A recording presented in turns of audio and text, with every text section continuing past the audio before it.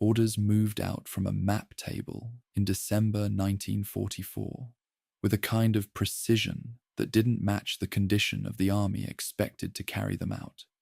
Ink lines cut west through the Ardennes, across rivers, through towns, all the way to Antwerp. Hundreds of miles of advance drawn as if fuel, time, and resistance would align perfectly. For Adolf Hitler, this wasn't just an attack. It was a calculation meant to fracture the Allied front and force a negotiation. But calculations don't account for friction the way reality does. The offensive that followed, part of the Battle of the Bulge, pulled together over 200,000 German troops, nearly 1,000 tanks and assault guns, and thousands of artillery pieces. Fuel stocks were already strained. Some armoured units began the advance, with reserves measured for only a few days of sustained movement. Hundreds of tons required, not available in full. That gap didn't stop the operation. It tightened it. Success depended on capturing Allied fuel dumps along the way. Without them, movement would stall.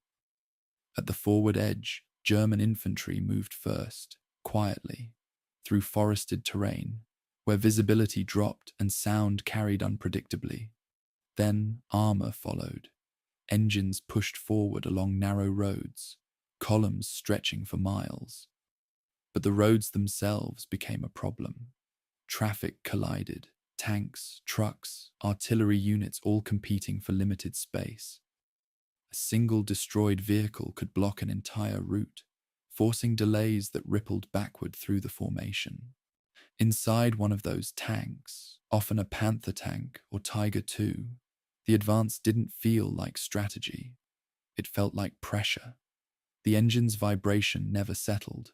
Fuel gauges dropped steadily. Crews listened for orders through radios that sometimes cut in and out under interference. Every halt raised a question. Was it temporary, or had something ahead fractured completely?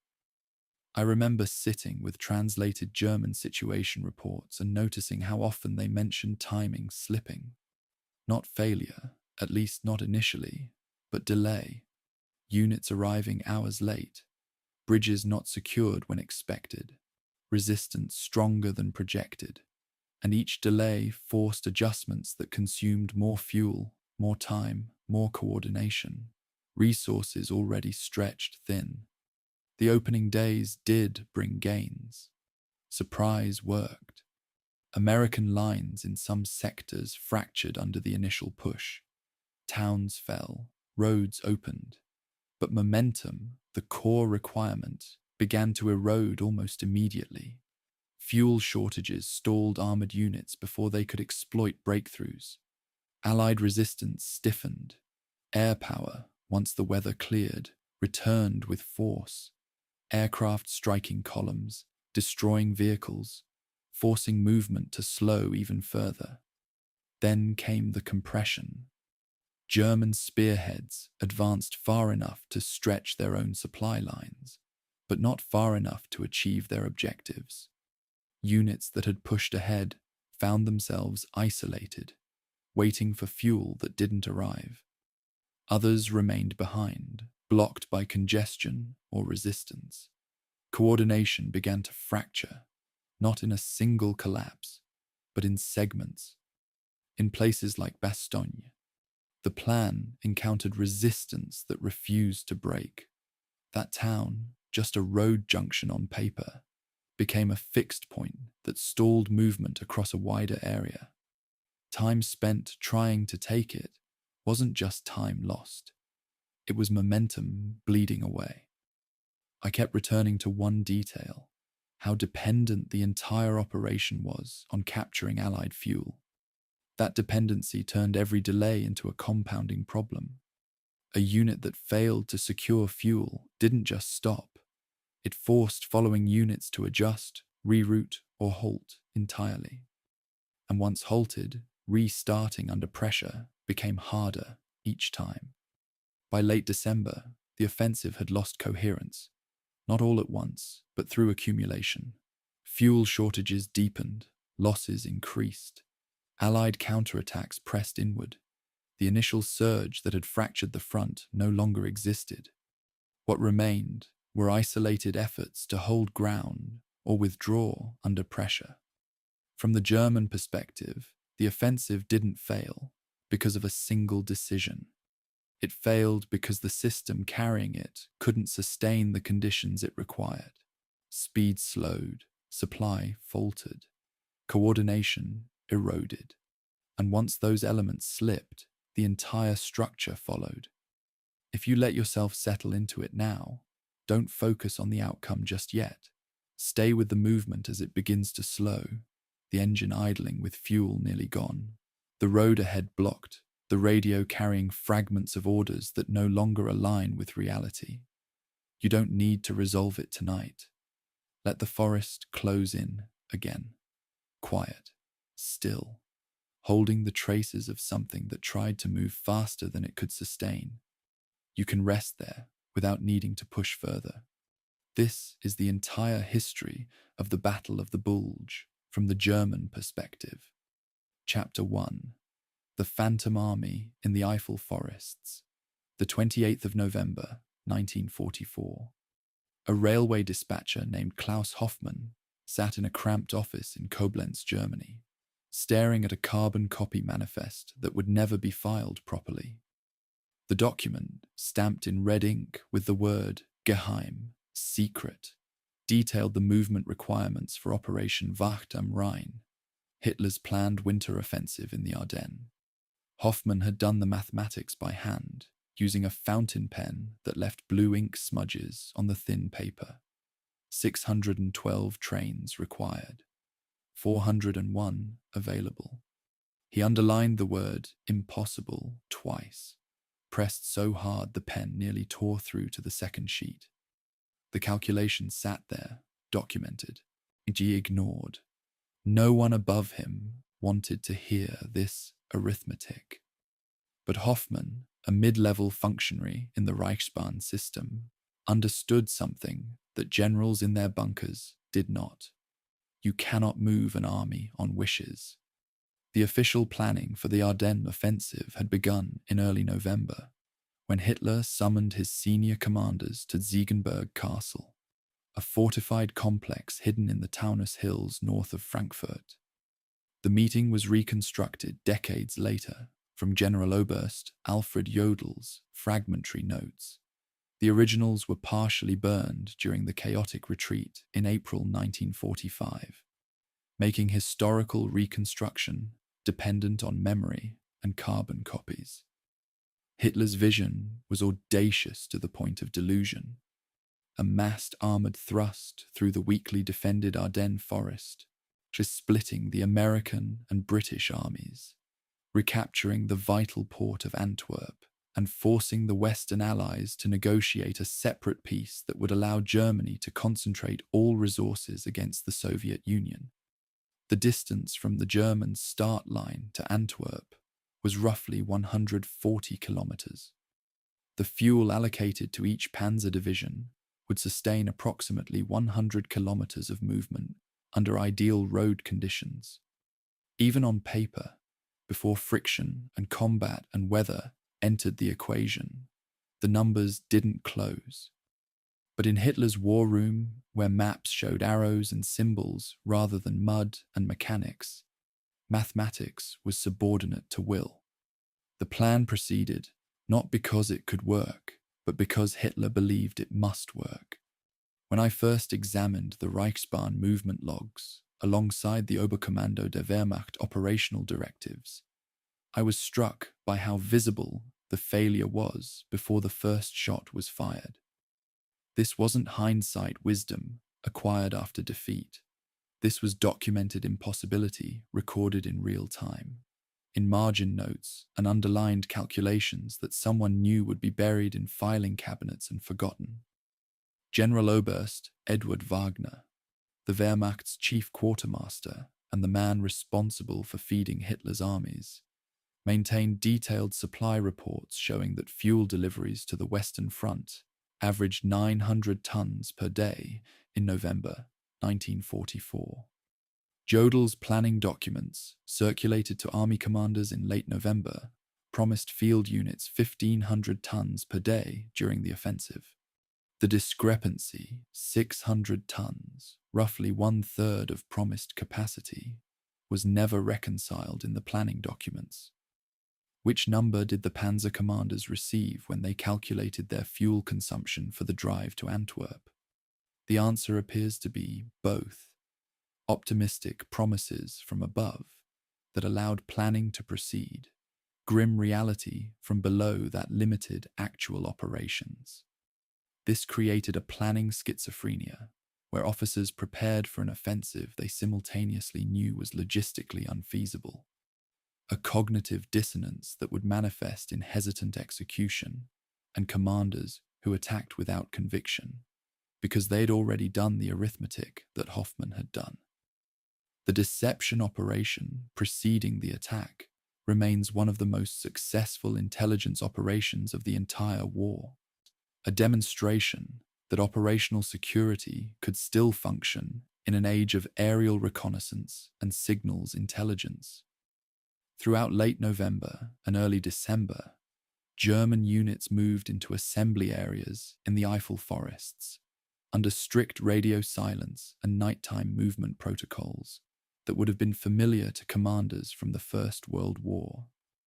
Panzer engines were wrapped in tarps to muffle their distinctive mechanical growl. The Maybach power plants that drove Tigers and Panthers produced a deep, rumbling note that experienced soldiers could identify from hundreds of meters away. Orders were transmitted exclusively by motorcycle courier, never by radio, eliminating the signals intelligence that Allied codebreakers had exploited so successfully since Bletchley Park cracked the Enigma cipher. Soldiers were forbidden from lighting fires after dark or speaking above a whisper in forward areas, turning the forests into a landscape of enforced silence where 200,000 men moved like ghosts. Oberst Friedrich Kurz, an artillery observer with the 18th Volksgrenadier Division, described the eerie quiet in his diary.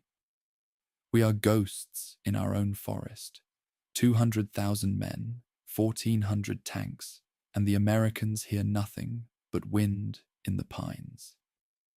Allied aerial reconnaissance flights over the Ardennes in early December noted no unusual activity, a catastrophic intelligence failure enabled partly by German discipline and partly by Allied overconfidence that assumed the battered Wehrmacht was incapable of major offensive operations this late in the war.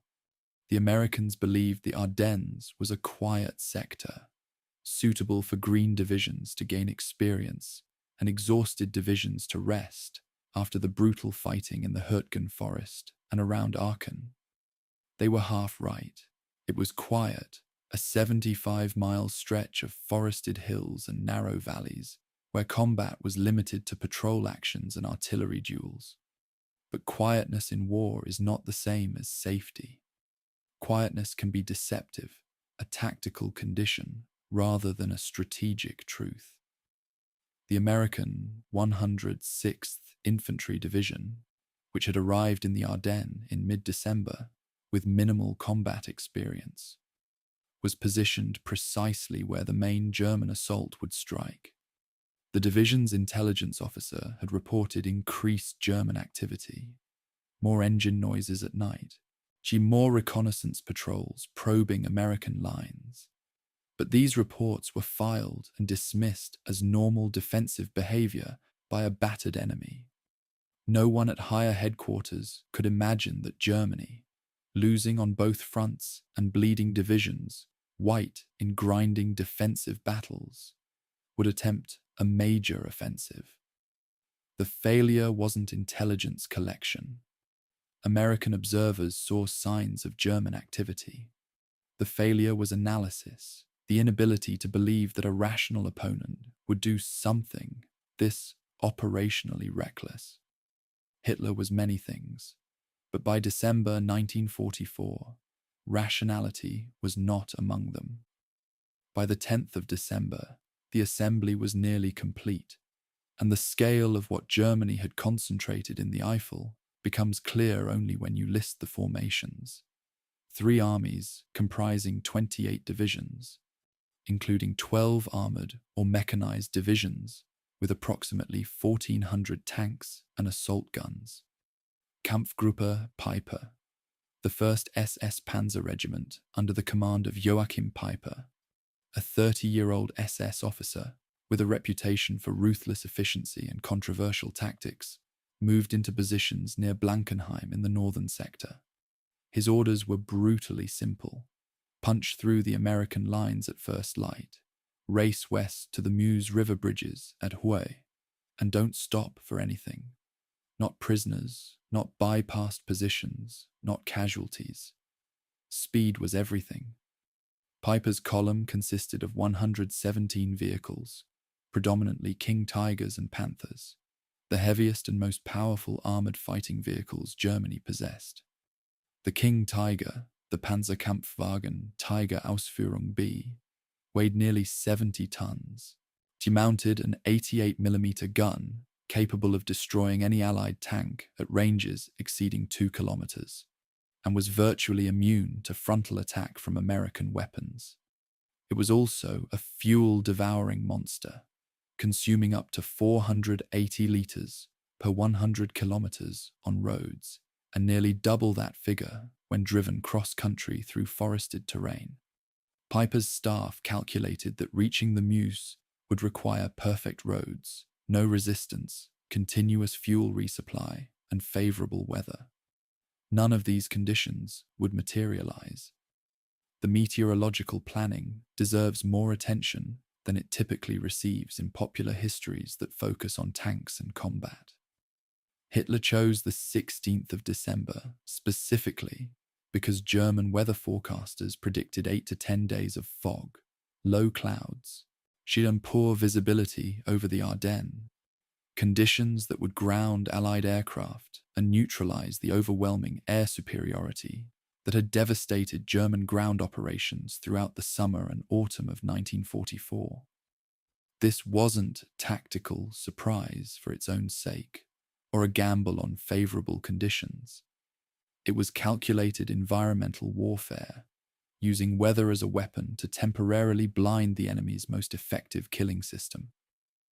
Every major German daylight movement since June had resulted in fighter-bomber attacks that destroyed vehicles, shattered supply columns, and killed soldiers with impunity.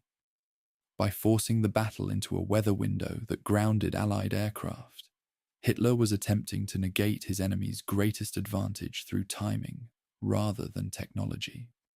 It was almost scientific in its calculation, and based on historical weather patterns and meteorological forecasting that was genuinely sophisticated for 1944. The problem was that weather windows close, and when they do, the sky fills with aircraft carrying bombs and rockets. To me, the most revealing aspect of the pre-offensive phase isn't the secrecy or even the fuel calculations. It's the silence in the German command structure regarding the plan's viability. No senior Wehrmacht officer resigned over the operation. No army group commander formally refused the mission on grounds of infeasibility, though several expressed private doubts in diaries and letters discovered after the war. General Feldmarschall Gerd von Rundstedt, the 70-year-old commander of Oberbefehlshaber West, an officer whose military career dated to the Imperial German Army of the First World War, privately called the plan nonsense in conversations with his staff, but signed the operational orders anyway and forwarded them to subordinate commanders without substantive objection. General Feldmarschall Walter Model, commanding Army Group B and responsible for actually executing the offensive, expressed reservations in staff meetings about fuel availability and the compressed timeline, but never formally objected to Hitler in writing. This wasn't cowardice exactly. Both men had demonstrated physical courage throughout their careers. It was something more complex and more corrosive, a professional military class that had already compromised its institutional integrity through complicity in atrocities on the Eastern Front, now trapped in a command system where dissent meant dismissal at best and execution for defeatism at worst. The Ardennes offensive proceeded not because anyone genuinely believed it would succeed, but because no one with authority dared say it wouldn't, creating a collective delusion where everyone privately acknowledged the plan's flaws while publicly endorsing its execution. The fuel allocation tells the complete story in numbers that cannot be argued away through ideology or willpower. Operation Wacht am Rhein was allocated 4,200,000 litres of fuel for the initial assault phase, a figure that sounds enormous until you perform the calculations that Hoffmann and countless other logistics officers performed in November and December. A Panther tank consumed roughly 480 litres per 100 kilometres on paved roads in optimal conditions, and nearly double that figure cross-country through mud, snow, and steep terrain. A King Tiger consumed even more, approximately 700 litres per 100 kilometres on roads. Multiply those consumption rates across 1,400 armoured vehicles. Add trucks, half-tracks, motorcycles, and support vehicles, then factor in the actual terrain of the Ardennes. Narrow roads, steep hills, river crossings, and you arrive at an uncomfortable mathematical conclusion that multiple German officers documented in private correspondence. The available fuel would sustain an advance of approximately 100 kilometres under favourable conditions.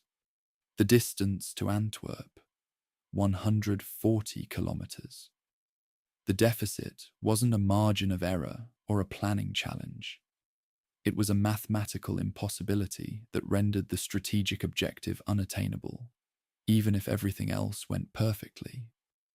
Hoffmann's calculation, sitting in his Koblenz office with impossible underlined twice, was correct. The offensive could advance. It could penetrate American lines. It could create tactical chaos, but it could not reach Antwerp, which meant it could not achieve its strategic purpose, which meant it was doomed before it began. By the 14th of December, 2 days before the offensive, the final radio silence order was transmitted across all German units in the assembly area, and from that moment forward, Operation Wacht am Rhein disappeared from the electromagnetic spectrum that Allied signals intelligence monitored continuously. No radio communications of any kind. Commanders synchronized watches in face-to-face meetings. Artillery batteries received pre-plotted fire missions on paper maps hand-delivered by courier. Infantry companies moved into assault positions under cover of darkness, using terrain navigation and whispered commands. An Oberleutnant named Heinrich Schreiber, flying a reconnaissance sortie in a Focke-Wulf 190 over the American lines on the 14th of December, reported back to his unit. No unusual Allied air activity. No signs of defensive preparation. Road traffic normal. Enemy appears unaware. The deception had worked completely. 200,000 German soldiers, hidden in 75 miles of forested terrain, equipped with everything needed for a major offensive, waited for the order to attack. The Americans, exhausted after months of continuous fighting and spread thin across a front that required more divisions than Eisenhower had available, suspected nothing. They would learn of the offensive when artillery shells began falling on their positions at 05:30 hours on December 16th, and by then it would be too late to prevent the breakthrough. What strikes me most when I examine the complete archival record of the preparatory phase is how it encapsulates the entire trajectory of the German war effort by late 1944. Meticulous tactical planning undermined by strategic fantasy, professional military competence negated by ideological delusion, brilliant operational security in service of an operation that couldn't succeed, even if perfectly executed. The Reichsbahn manifests documenting train movements, the quartermaster fuel logs showing shortfalls, the meteorological forecasts predicting the weather window. All the mundane, bureaucratic machinery of modern industrial warfare functioned properly and documented an approaching disaster with precision. And yet the offensive proceeded, driven forward by a Führer who believed that willpower could overcome logistics, and by a military establishment too compromised or too frightened to tell him otherwise. Hoffmann's calculation remained on file in Koblenz, a small piece of carbon copy evidence that someone, somewhere in the vast machinery of the Wehrmacht, had done the mathematics and understood what was coming. The calculation was correct, it just didn't matter. The trains rolled anyway, carrying men and machines toward a battle that arithmetic had already decided, toward an offensive that would fail not because of tactical mistakes or operational friction, but because it had always been impossible, and everyone involved knew it, or should have known it. And they did it anyway, because in Hitler's Germany, by December 1944, acknowledging impossibility was more dangerous than attempting it. Chapter 2. The Einsermen, Indoctrination versus Reality. The 11th of December, 1944. In a frozen forest clearing somewhere east of the Ahr River, Obergefreiter Josef Schröder stood at attention with 238 other soldiers from the 12th Volksgrenadier Division. Their breath formed clouds in the pre-dawn air. An officer, Schröder didn't record his name, held a typed document close to a kerosene lantern and began reading Hitler's Führerbefehl, the Führer order, that would be read aloud to every German soldier participating in the offensive. The words were liturgical, almost sacred in their rhythm. The hour of destiny has struck. We face the most decisive battle of this war. Schröder later found a water-stained copy of this order in the pocket of a dead lieutenant. Someone had circled that phrase about destiny in pencil. Next to it, in tiny, cramped handwriting, they'd written a single word: whose. Hitler's order was a masterpiece of propaganda, a document designed to transform exhausted, malnourished soldiers into believers. It invoked the spirit of Frederick the Great, who faced impossible odds and emerged victorious through German determination.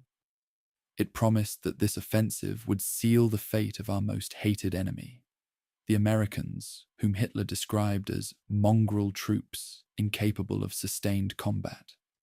It declared that Germany's secret weapons, the V-rockets, the jet fighters, the wonder technologies, were nearly ready to turn the tide. Most importantly, and it told soldiers that their sacrifice would save the fatherland, that their children would grow up in a German Europe, free from the twin threats of American capitalism and Soviet communism. These were beautiful lies, delivered in Hitler's characteristic apocalyptic prose. And for some soldiers, especially the youngest ones, they were enough. The reality that Schröder documented in his diary stands in stark contrast to the rhetoric. His company received quarter rations on the 9th of December, 1 meal per day, usually consisting of thin soup and black bread. 23 men in his battalion had been hospitalized for frostbite before the offensive even began. Winter uniforms remained in short supply. Many soldiers wore thin summer tunics stuffed with newspaper for insulation.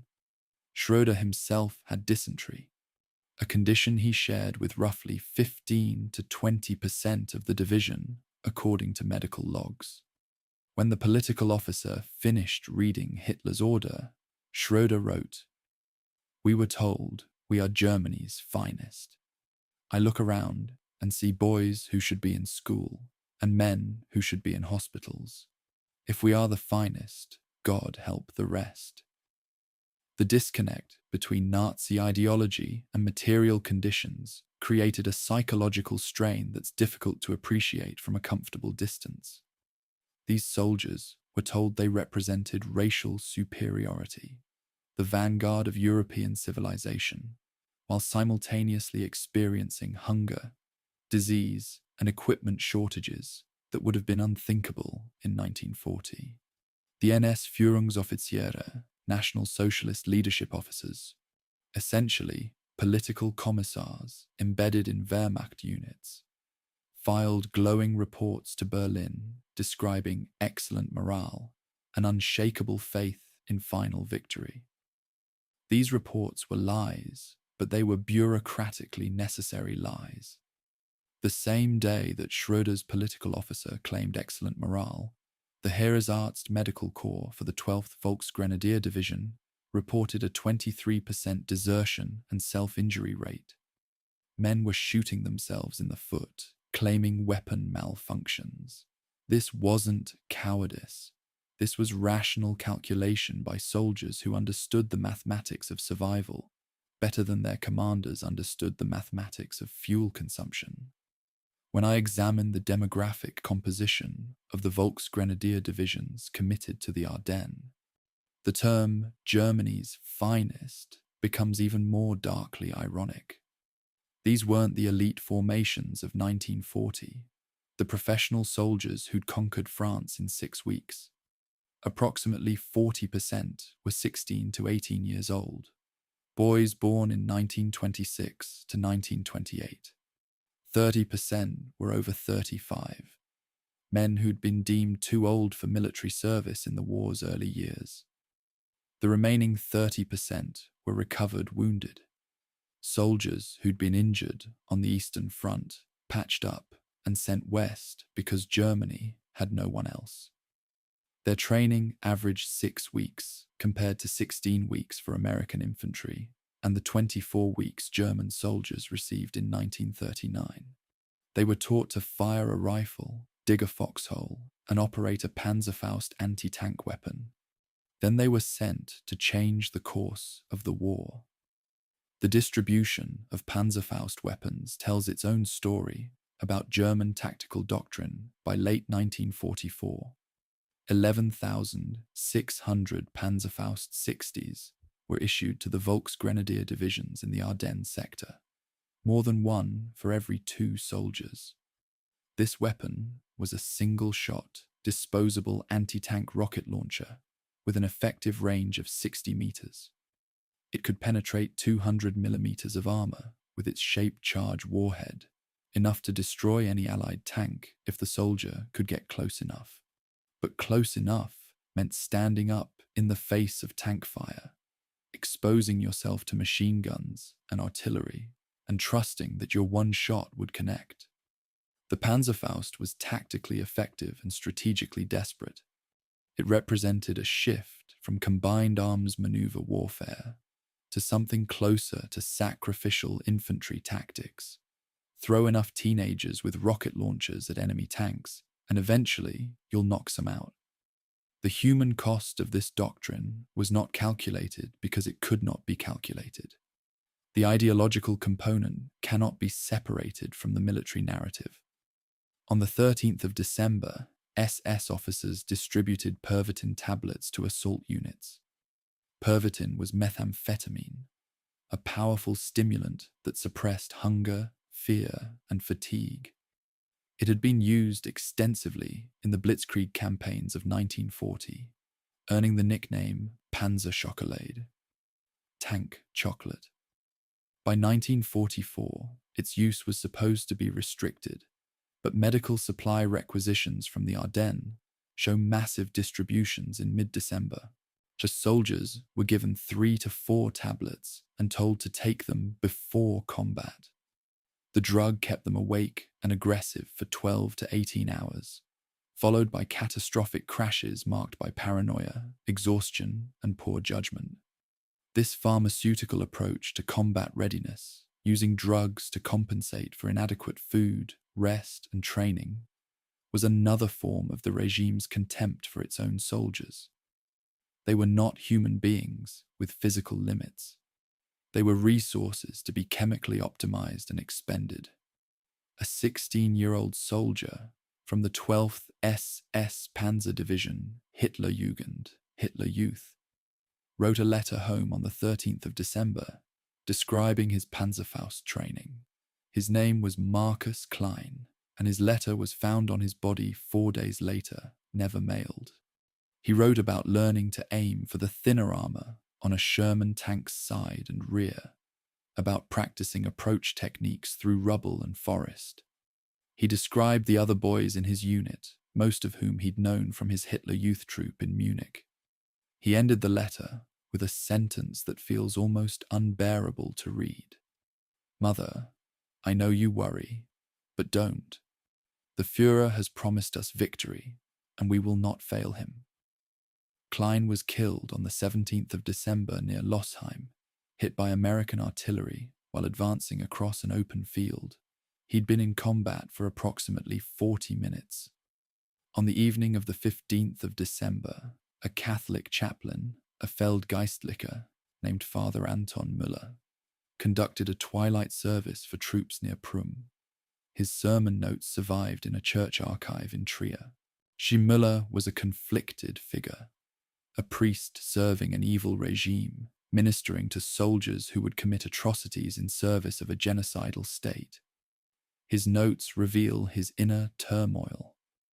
"I tell them God watches over the righteous soldier, but I do not know if we are righteous. I tell them their sacrifice has meaning, but I cannot name what meaning remains when so much has been destroyed. They ask me if this is God's will. I say yes, because what else can I say? They are children, and they will die, and I cannot give them the truth because the truth would break them before the Americans do." Müller survived the war and spent the rest of his life wrestling with his complicity. His sermon notes are one of the most honest documents from the German side of the Bulge. It strikes me as obscene that these soldiers, these boys, really were given a speech about destiny instead of winter coats. The Führerbefehl promised them glory, victory, and a place in history. It did not mention that they would advance through frozen mud in inadequate boots, that their supporting artillery would run out of shells after 3 days, that the Luftwaffe would be largely absent from the skies, or that their generals had already calculated the offensive would fail. The speech was not preparation for combat. It was a funeral oration delivered in advance, a way of making their deaths meaningful before those deaths occurred. And the truly devastating thing is that for many soldiers, especially the youngest ones, it worked. They believed.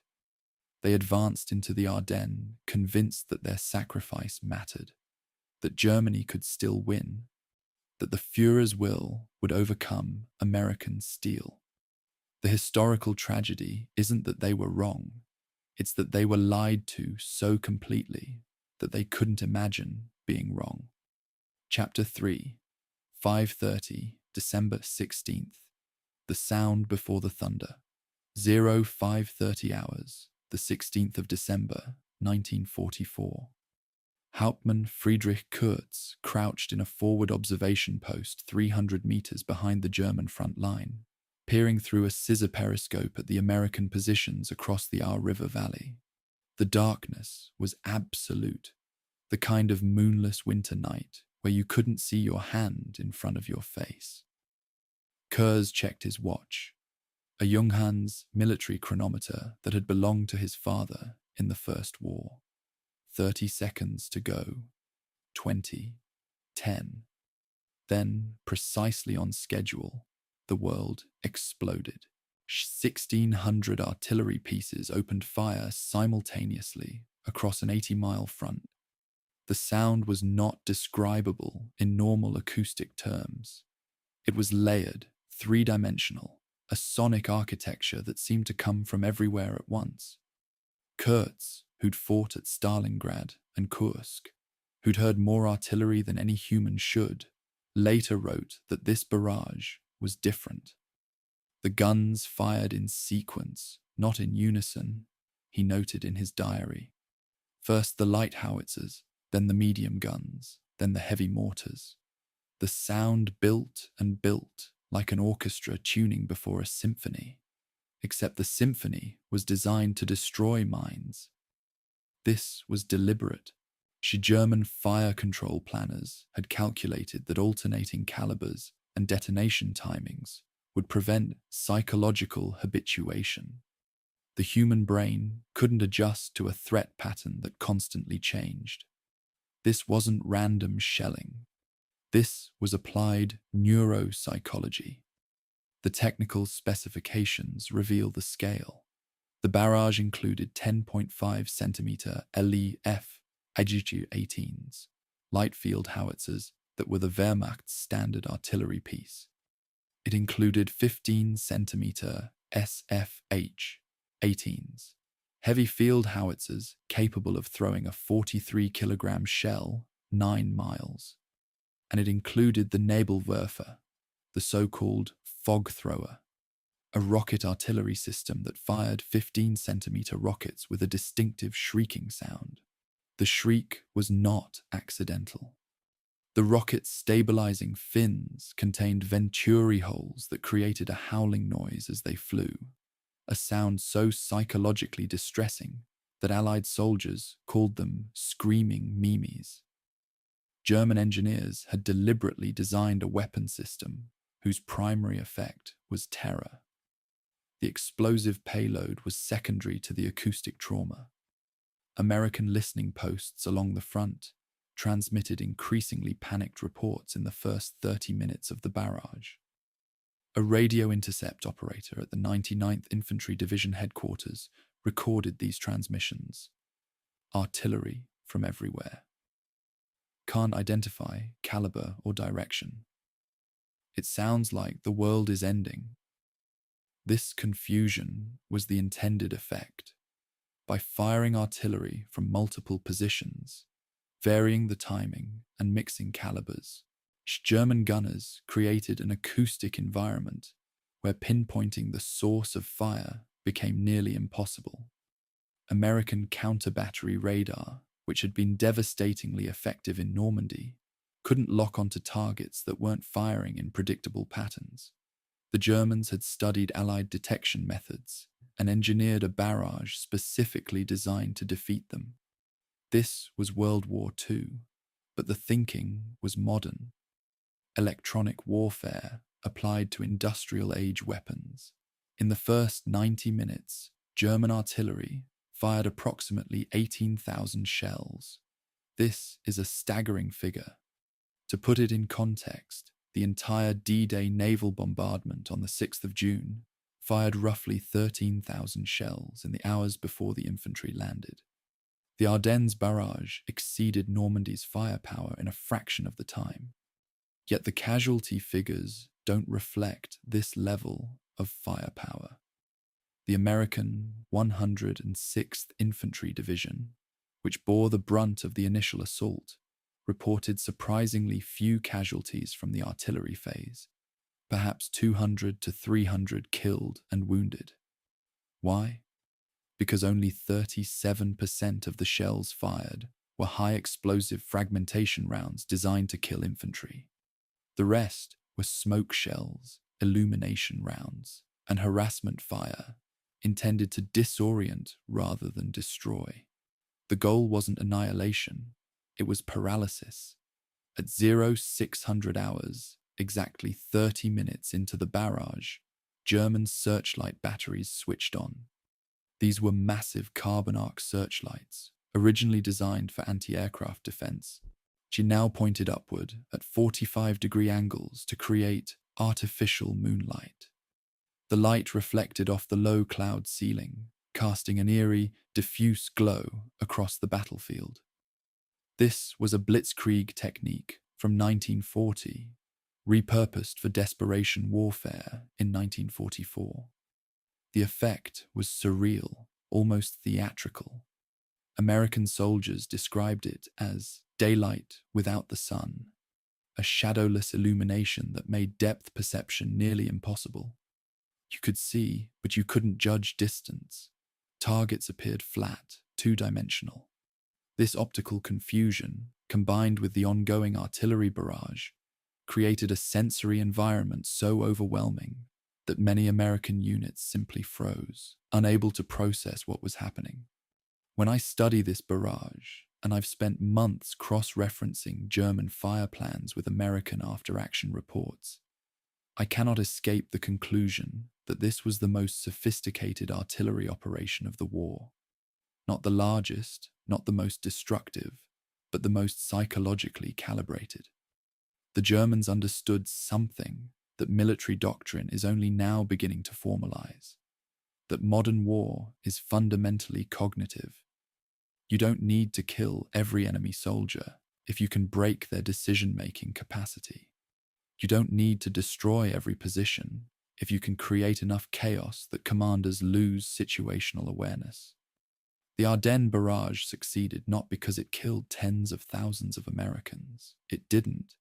But because it shattered unit cohesion across dozens of miles of front, creating a tactical space where German infantry could penetrate and exploit before the Americans recovered. At 0630 hours, the artillery fire shifted from the front lines to deeper targets, crossroads, communication nodes, artillery positions. This was the signal. The first German infantry waves emerged from the forests, moving in strict intervals. Obergefreiter Karl Otten, advancing with the 294th Grenadier Regiment across the Our River Valley, described the scene. We walked in lines, spaced 10 meters apart, each man matching the pace of the man ahead. It felt like a parade ground exercise, except we were walking into fire. This was infiltration doctrine, refined on the Eastern Front and now applied in the West. Don't bunch up. Don't run. Maintain intervals so that artillery can't kill more than one man per shell burst. Advance steadily, inexorably, like a machine. Otten counted his steps. 200 paces from the tree line to the river, 300 paces across the valley. He didn't run because running made you a target. He walked and men fell around him, and he kept walking. The acoustic character of the battlefield changed as the infantry advance began. Now the artillery was background noise, constant but distant. The foreground sounds were rifles, machine guns, the wet thump of mortars, individual human voices screaming orders or screaming in pain. Otten described a moment where an American machine gun opened fire from a concealed position, cutting down 8 men in his company before a Panzerfaust team silenced it. The entire engagement lasted perhaps 90 seconds, but it felt, he wrote, like standing still while time moved around me. This is the temporal distortion of combat, where minutes expand and hours compress. For soldiers on both sides, the battle wasn't a grand strategic operation. It was a series of small, terrifying incidents that bled together into a continuous nightmare of noise and adrenaline. I have studied this barrage for years, listened to recordings of similar Nebelwerfer attacks, examined the mathematical models of acoustic trauma, and I still cannot imagine standing on the receiving end. The closest modern equivalent might be a sustained MLRS, multiple launch rocket system, barrage, the kind Russia used in Grozny or Assad used in Aleppo. But even those lack the calculated psychological dimension of the German 1944 approach. This wasn't just firepower. It was sound weaponized, light weaponized, time itself weaponized through the careful sequencing of sensory inputs designed to break minds before bodies. American soldiers who survived the barrage and lived through the war often refused to discuss it, not because it was classified, but because language failed. How do you describe the feeling of the world ending while you're still alive to experience it? The barrage ended at 0700 hours, 90 minutes after it began. The sudden silence was, multiple survivors noted, somehow worse than the noise. Your ears rang, your body vibrated. You'd been tensed against the next explosion for so long that relaxation felt impossible. And in that silence, you heard the thing you'd been dreading. German voices in the distance growing closer. The battle was just beginning. Chapter 4. Kampfgruppe Peiper. The spear point breaks. The 16th of December, 1944, 0630 hours. Obersturmführer Werner Sternebeck sat in the passenger seat of a Kübelwagen, the German equivalent of a jeep, 3 vehicles behind Joachim Peiper's command half-track.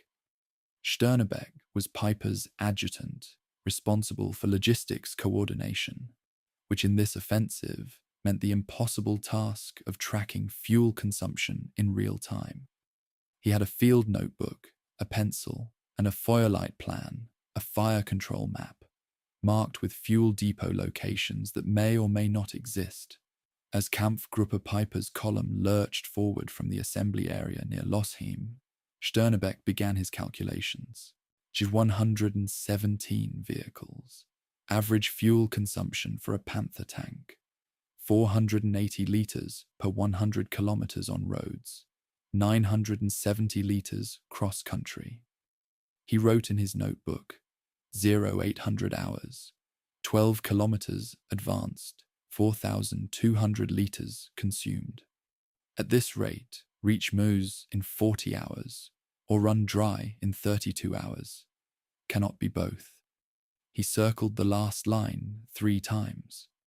The Losheim Gap was supposed to be the ideal breakthrough terrain, a natural corridor through the Ardennes where roads were relatively good and American defenses were thin. Peiper's orders were to race west without stopping, seize the Meuse River bridges at Huy, and hold them until follow-on forces arrived. Speed was everything. Every hour of delay allowed the Americans to reorient their defenses, to bring up reserves and destroy the bridges Peiper needed intact. But speed requires infrastructure, and the Ardennes had precisely the wrong kind of infrastructure for 70-ton King Tiger tanks. The roads were narrow, winding, often unpaved. Where they were paved, the asphalt was often cracked and subsiding. Peiper's lead tank commander radioed back within 30 minutes of the advance. Road is mud, not asphalt. Speed reduced to 8 kilometers per hour. 8 kilometers per hour. At that rate, reaching the Meuse would take not 40 hours, but 175 hours. 7 days. The offensive was supposed to be over in 7 days. The 17th of December, 0945 hours. Honsfeld captured. Peiper's leading elements overran the small Belgian town, catching American rear echelon troops completely by surprise. Among the spoils, 3 fuel trucks belonging to the US Ninth Army. Sternebeck describes the moment in his log with a single word: salvation. Except it wasn't. The trucks contained gasoline, high-octane aviation fuel intended for American vehicles with spark ignition engines. Peiper's Panthers and Tigers ran on diesel, compression ignition engines that couldn't use gasoline without catastrophic damage. Peiper stood next to one of the captured trucks, furious.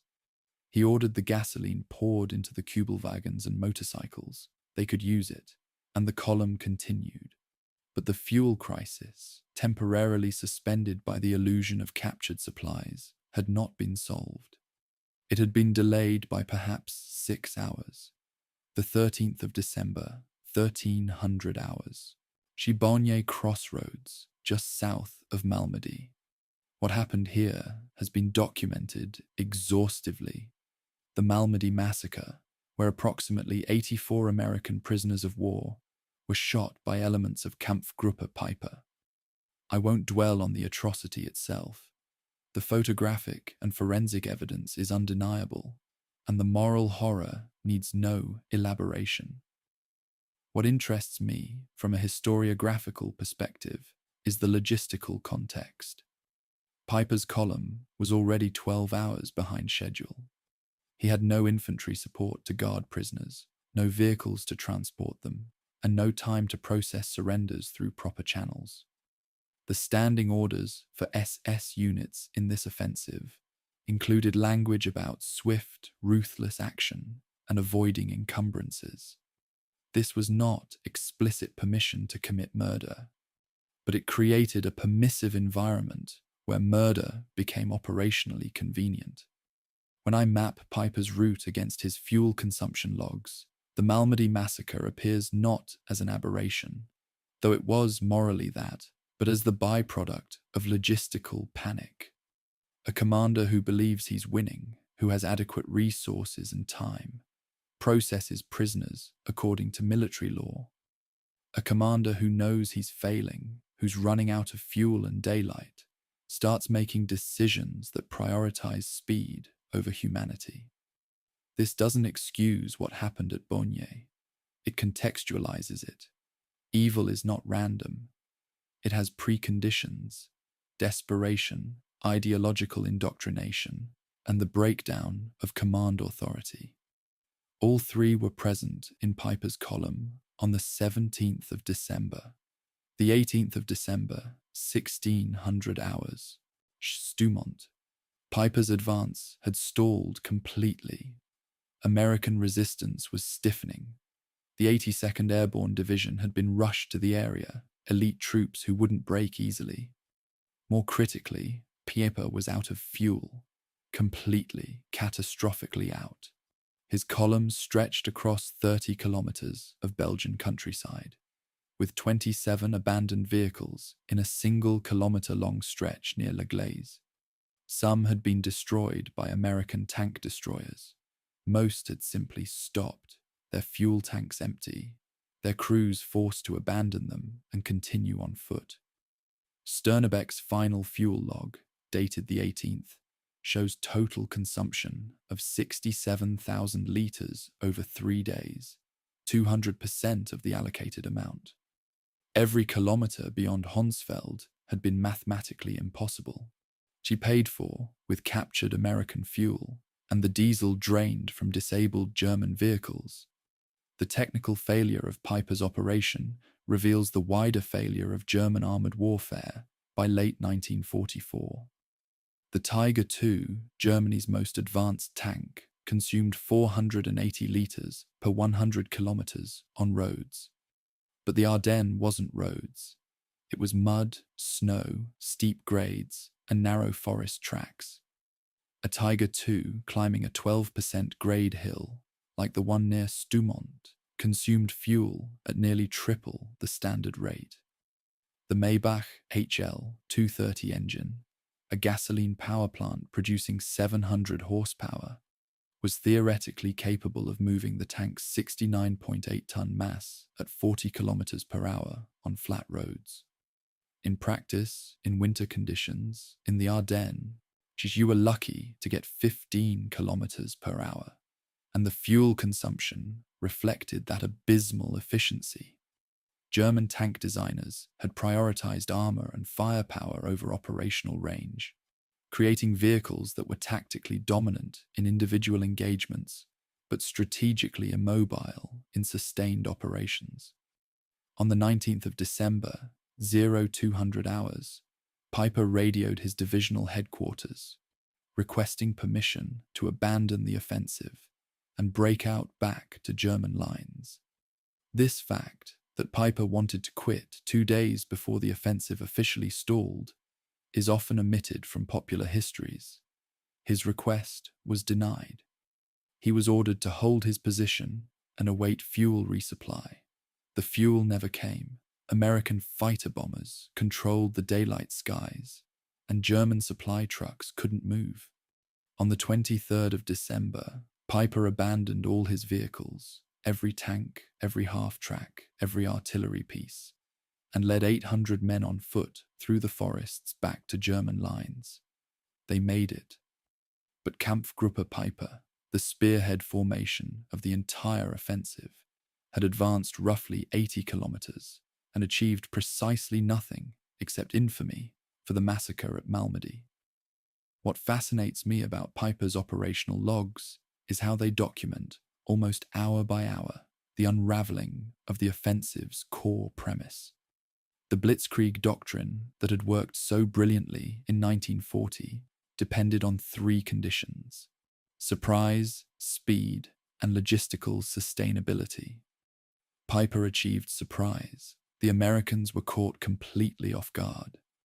He attempted speed. His advance in the first 24 hours was genuinely impressive. But sustainability was always impossible. The fuel didn't exist. The roads couldn't support the vehicles. The weather wouldn't hold. And once those material conditions reasserted themselves, all the tactical skill and ideological fervor in the world couldn't overcome basic physics. You cannot drive tanks without diesel. You cannot advance without roads. You cannot win by force of will when the arithmetic says otherwise. Peiper survived the war, was tried for the Malmedy massacre, served 11 years in prison, and was assassinated in 1976 by unknown attackers, likely former French resistance members. His military reputation remains contested. Some historians view him as a brilliant but brutal tactician, others as a war criminal whose tactical achievements were irrelevant compared to his moral failures. I'm inclined toward the latter view. Kampfgruppe Peiper's advance was operationally impressive for about 48 hours. Then it became a fuel-starved, atrocity-marked retreat. The spear point didn't just break, it shattered, and in its shattering, it revealed what the entire German offensive would become: a machine running on empty, trying to reach an objective it could never attain, leaving behind a trail of abandoned equipment and inexcusable crimes. Chapter 5. Volksgrenadiers in the mud. The infantry nobody remembers. The 16th of December, 1944, 0700 hours. Gefreiter Karl Otten stood on the east bank of the Aar River, watching assault boats being pushed into the water. The boats were canvas and wood, designed for calm rivers in warm weather. Not for the Ower in December, with its swift current and near-freezing temperature. Otten's unit, the 2nd Company, 294th Grenadier Regiment, 18th Volksgrenadier Division, had been issued these boats 3 hours earlier with minimal instruction. Row to the far bank, establish a bridgehead, their Feldwebel had said. No one mentioned that half the men had never been in a boat before, or that the current would sweep them hundreds of meters downstream, or that American artillery observers on the high ground across the river had excellent sight lines. Otten wrote in his diary, "Bridge promised, no bridge. 14 men drowned before first light. Advance continues." The physics of a winter river crossing are straightforward and unforgiving. Water at 0 degrees Celsius induces cold shock within 30 seconds. Involuntary gasping, hyperventilation, rapid heart rate. Full motor control deteriorates within 3 minutes as muscles cool. Unconsciousness from hypothermia follows within 15 to 30 minutes, depending on body composition. Otten watched his company's first boat overturn 20 meters from shore, spilling 12 men into the Aue. 3 made it back to the bank. 4 reached the far shore. 5 disappeared downstream, their bodies recovered weeks later when the river thawed. The crossing continued because there was no alternative. No one had prepared for the bridge to be absent. It was marked on every operational map. But the Americans had blown it 2 days earlier, and German reconnaissance had failed to report this. So the Volksgrenadiers rowed and drowned and eventually established a foothold on the far bank through sheer, bloody persistence. The 18th Volksgrenadier Division was typical of the formations committed to the Ardennes, a unit that existed primarily on paper, filled with undertrained replacements and held together by a skeleton of Eastern Front veterans. Its authorized strength was 15,000 men. Its actual strength on the 16th of December was approximately 12,800. Of these, roughly 40% were under 20 years old, 30% were over 35, and the remaining 30% were soldiers recovering from wounds sustained on the Eastern Front who'd been declared fit for combat by doctors under pressure to meet manning quotas. Their training averaged 6 weeks, so focused almost entirely on basic infantry skills and anti-tank tactics. They could fire a Kar 98 rifle, dig a fighting position, and operate a Panzerfaust. Everything else was improvisation. The 17th of December, 1400 hours. Clairvaux. Ardennes regiment fought house to house against elements of the U.S. 110th Infantry Regiment, a National Guard unit from Pennsylvania that had been considered quiet sector troops until the offensive began. The fighting was brutal and intimate, room-to-room combat where rifle fire was almost useless and grenades were currency. Otten describes a moment where he and 2 other grenadiers cleared a building by throwing stick grenades into each room before entering, a technique they'd learned not in training, but from veterans who'd survived Stalingrad. The Americans fought desperately, knowing that retreat meant abandoning their wounded. The Germans fought mechanically, advancing because orders said advance. Casualties mounted on both sides. After 4 hours, Otten's company had advanced 3 blocks and lost 18 men. The town fell by nightfall, not because German tactics were superior, but because American logistics broke down. They ran out of ammunition and had no choice but to withdraw. The official German reports describe light resistance at Clairvaux. The American after-action reports describe fanatical defense until supplies exhausted. Both statements are true, which reveals something about how military history is constructed from competing narratives. The Germans encountered less resistance than expected. No massive counterattacks, no artillery bombardments, no tank reinforcements, so they classified it as light. The Americans defended tenaciously with everything they had until they had nothing left, so they remembered it as fanatical. The reality was somewhere between: a small American force fighting desperately against overwhelming numbers, inflicting significant casualties before collapsing. Neither side lied. Both sides remembered selectively. The 18th of December, morning. Forced march toward Bastogne. Otten's diary entries become shorter, more fragmented, suggesting exhaustion approaching the point of breakdown. Marched 14 hours, stopped twice, men falling asleep while walking. Feldwebel slaps them awake. If you stop, you freeze. The temperature had dropped to -8 degrees Celsius, cold enough that moisture from breath froze on scarves and beards. The Volksgrenadiers were equipped with thin wool overcoats, insufficient for sustained exposure. Frostbite casualties mounted, not battlefield wounds, just tissue death from cold. Otten notes that 3 men in his platoon had to be evacuated with blackened toes, a diagnosis that would lead to amputations once they reached a field hospital. The offensive was consuming soldiers not through combat, but through environmental attrition, bodies failing in the cold. When I examine the casualty figures for the Volksgrenadier divisions in the first 5 days of the offensive, the numbers are sobering. The 18th Volksgrenadier Division alone lost approximately 5,000 men. Not all killed, but killed, wounded, captured, or missing. That's 39% of the division's starting strength lost in 5 days. And this was considered a successful unit because it achieved its initial objectives. The 2nd 112th Volksgrenadier Division lost over 45%. The 277th lost 51%. These aren't combat statistics. These are attrition rates approaching organizational collapse. And yet, the divisions continued to function, continued to attack, because the Wehrmacht's replacement system, brutal, efficient, utterly contemptuous of individual lives, could push new bodies forward to replace the ones that fell.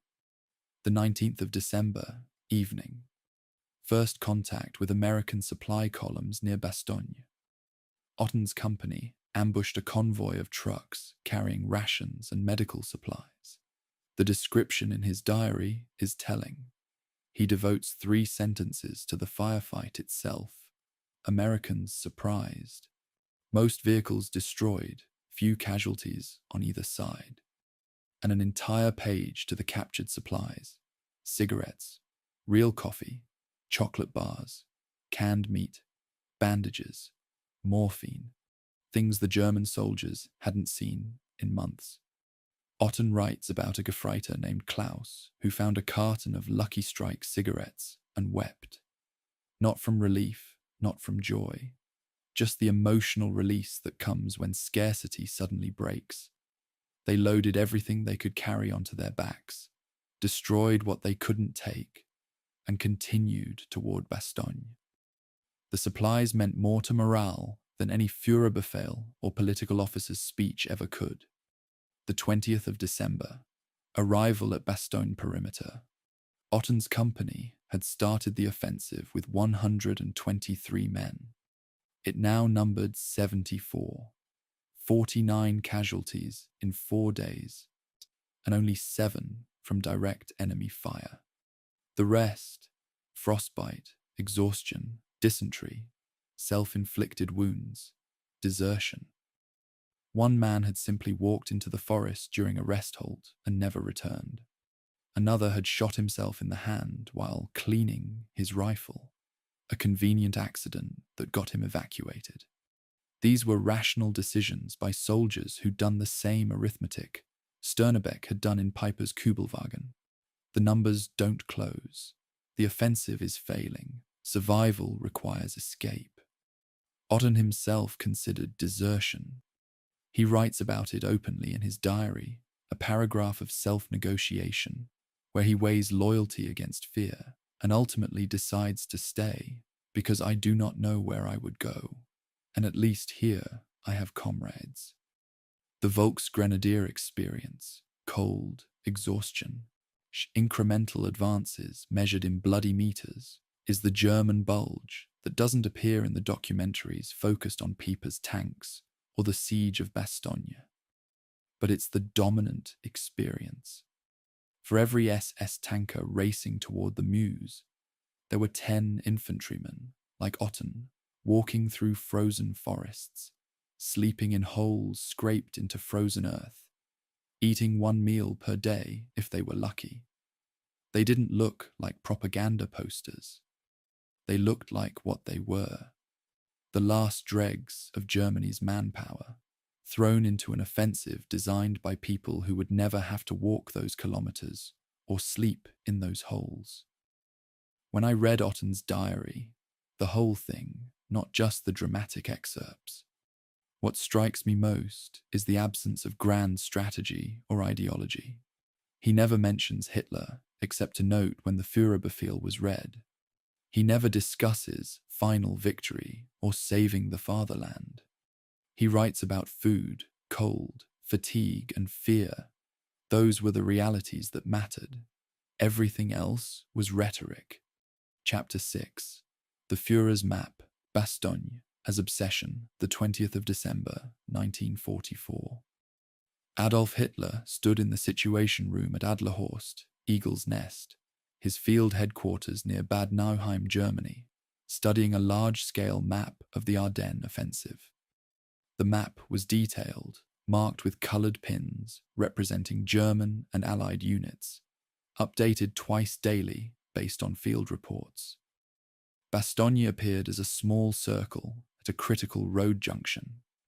Around it, someone, possibly Hitler himself, had drawn 7 concentric circles in red ink, each one more violent than the last. The pen pressed so hard it nearly tore through the paper. Beside the innermost circle, in Hitler's spidery handwriting, "Muss fallen, must fall." This map, photographed after the war and now housed in the National Archives, is one of the most psychologically revealing artifacts of the entire offensive. It shows not strategic thinking, but fixation. The mind of a man who could not accept that his plan was unraveling. Bastogne was operationally inconvenient, but not strategically critical. The town sat at the intersection of 7 roads, which made it useful for logistics, but those roads could be bypassed. The Americans defending it, primarily the 101st Airborne Division, which had been rushed to the area without its heavy equipment, numbered roughly 18,000 men by the 20th of December. They were surrounded, undersupplied, and technically isolated. German doctrine in such situations was clear. Bypass strong points, isolate them with minimal forces, continue the advance. Fix and bypass. Don't get stuck reducing fortified positions when your mission requires speed. But on the 19th of December, General-Lieutenant Heinrich Freiherr von Luttwitz, commanding the 47th Panzer Corps, radioed his superiors requesting permission to bypass Bastogne and continue west. Hitler personally denied the request. Bastogne, he insisted, must be taken. The debate over Bastogne exposes a deeper dysfunction in German command. Von Luttwitz was on the ground, watching his advance stall as units peeled off to surround the town. He understood that every hour spent on Bastogne was an hour not spent advancing toward the Meuse. But Hitler, 400 kilometers away in a bunker, she insisted on possession. His reasoning, such as it was, combined tactical and psychological factors. Tactically, he argued that leaving Bastogne intact would allow the Americans to use it as a supply hub to threaten the German flanks. Psychologically, and I think this was the real driver, he could not tolerate the idea of American resistance continuing behind German lines. It offended his sense of control. In Hitler's worldview, German will was supposed to be irresistible. The Americans were supposed to collapse, surrender, beg for terms. Their stubborn defense of a surrounded town contradicted the narrative Hitler had constructed.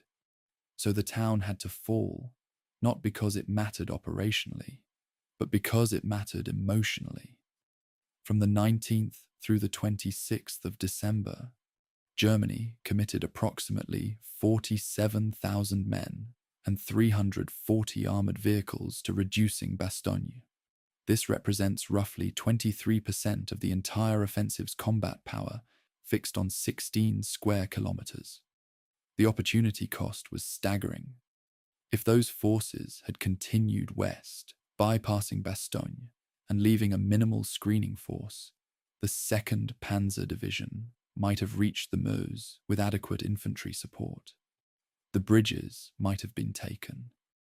The offensive, while still probably doomed by fuel shortages and Allied air power, would at least have achieved its geographical objectives. Instead, those forces ground themselves down against American defenses that grew stronger each day as supplies reached the perimeter by air. The 21st of December, Fallschirmjäger, Operation Stösser. This was the parachute operation commanded by Oberst Friedrich von der Heydte, intended to drop 8 kilometers north of Malmedy and disrupt American reinforcements heading to Bastogne.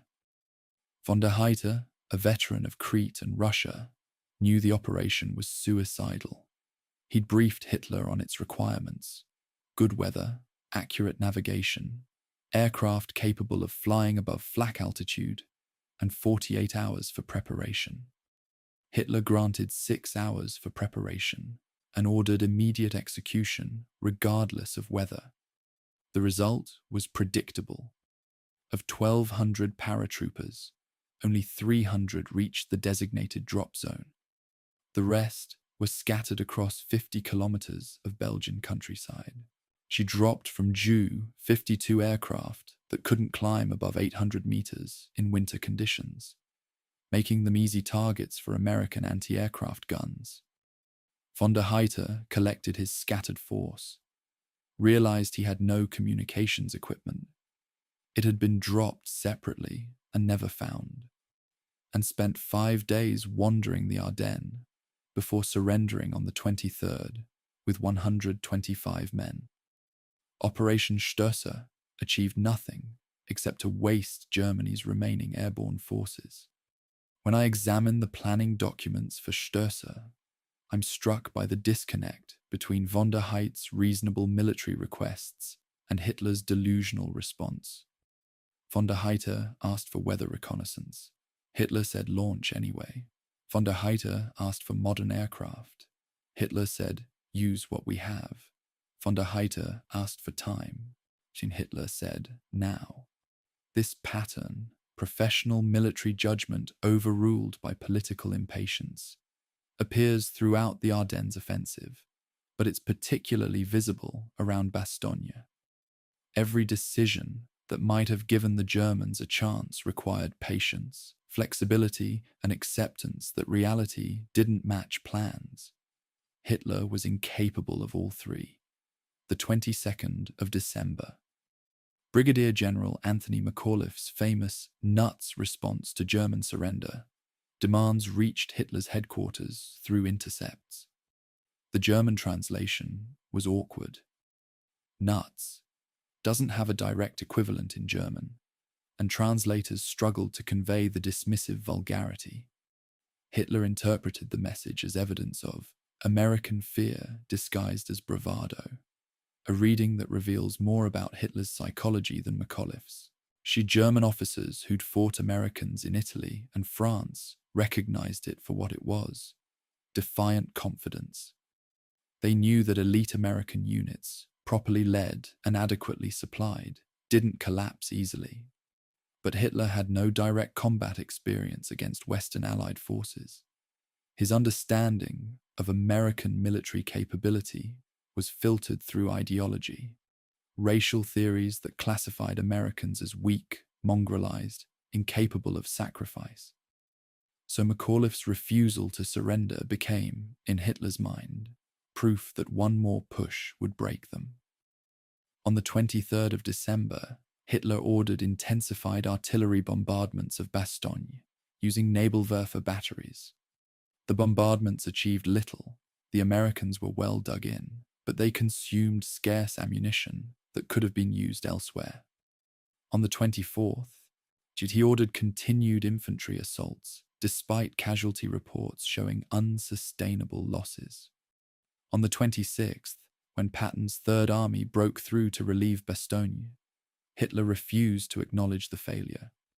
His orders continued to reference reducing the Bastogne pocket for another week, even as German forces were already retreating. The operational reality that Bastogne had fixed German forces long enough for the Allies to respond, that it had succeeded in its defensive mission precisely by not falling, never penetrated Hitler's bunker. He lived in a world where will could override logistics, where belief could defeat arithmetic. Hitler had never visited the Ardennes. His entire conception of the terrain came from 1940 operational maps, which did not reflect 4 years of American engineering improvements. Roads had been widened, bridges had been reinforced, forest densities had changed.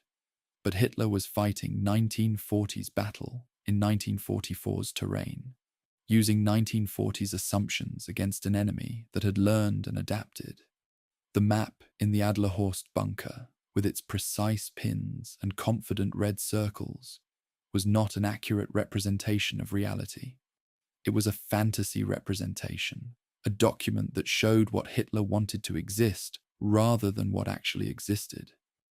And when reality refused to conform, when Bastogne didn't fall, when the Meuse wasn't reached, when the offensive stalled, Hitler didn't revise the fantasy. He insisted reality was wrong.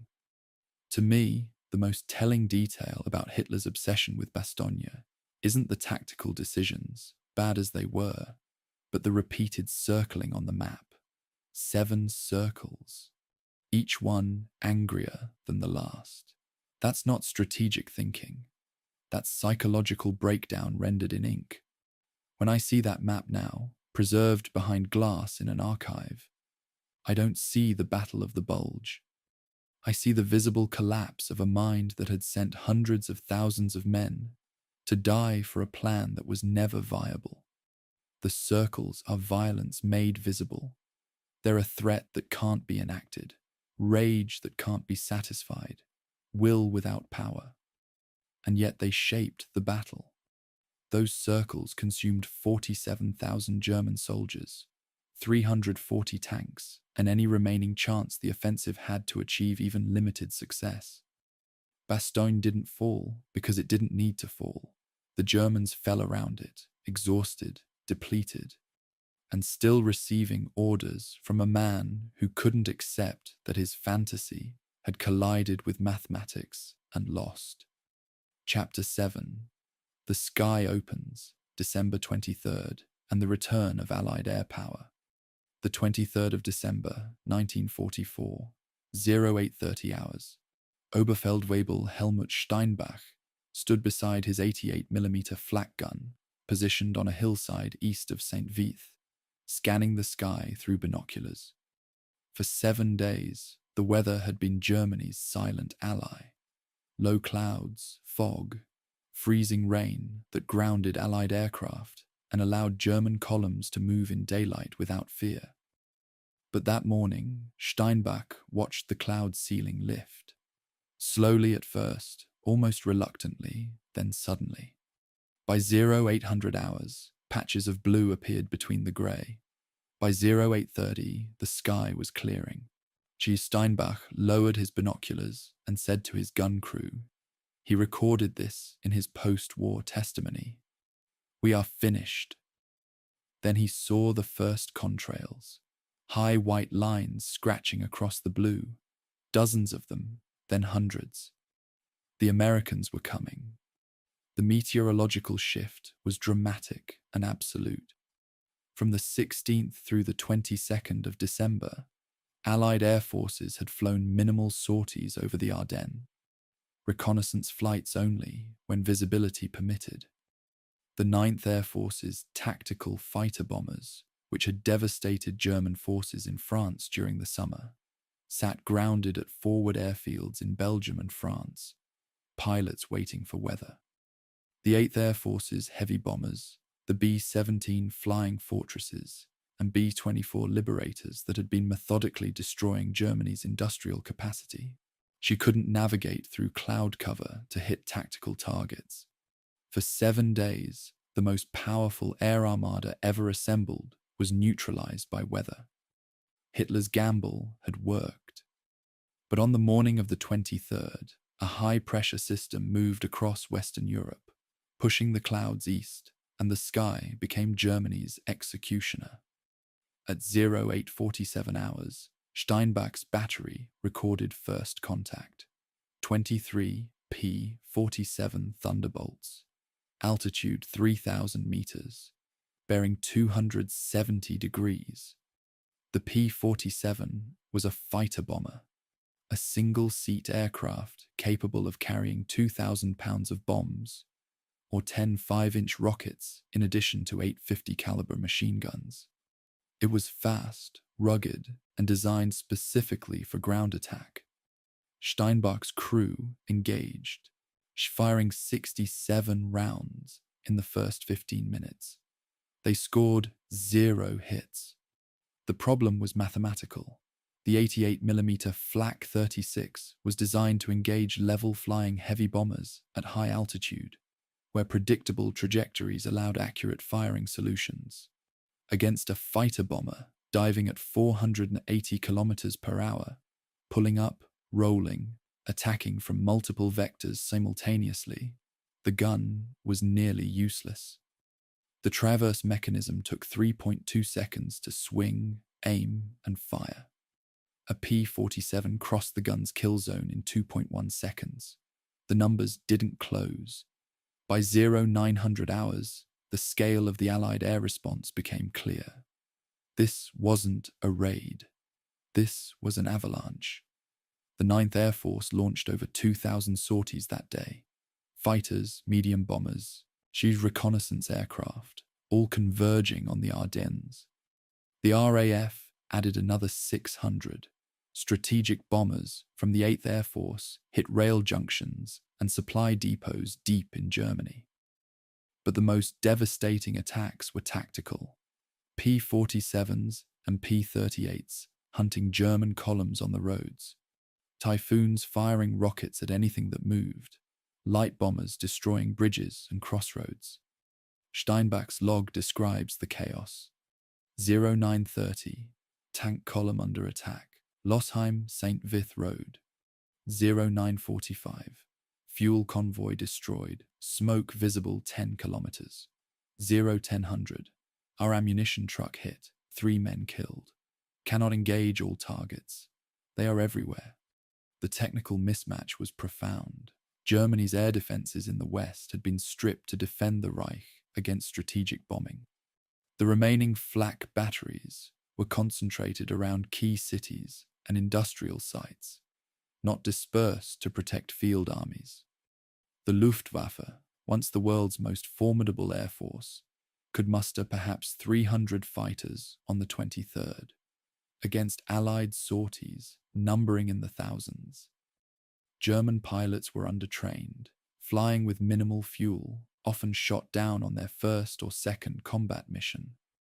The few experienced pilots remaining were overwhelmed by numerical superiority so extreme it bordered on absurdity. Steinbach watched a lone Me-109, a Messerschmitt fighter that had dominated European skies in 1940, attempt to intercept a formation of thunderbolts. It was swarmed by 6 American fighters and destroyed within 90 seconds. The wreckage fell into a forest 5 kilometers from Steinbach's position. He never learned the pilot's name. At 11:45 hours, the first RAF Lancaster bomber wave arrived over Euskirchen, a rail junction 30 kilometers behind the German front lines. The Lancasters were heavy bombers, 4-engine behemoths carrying up to 10,000 pounds of ordnance.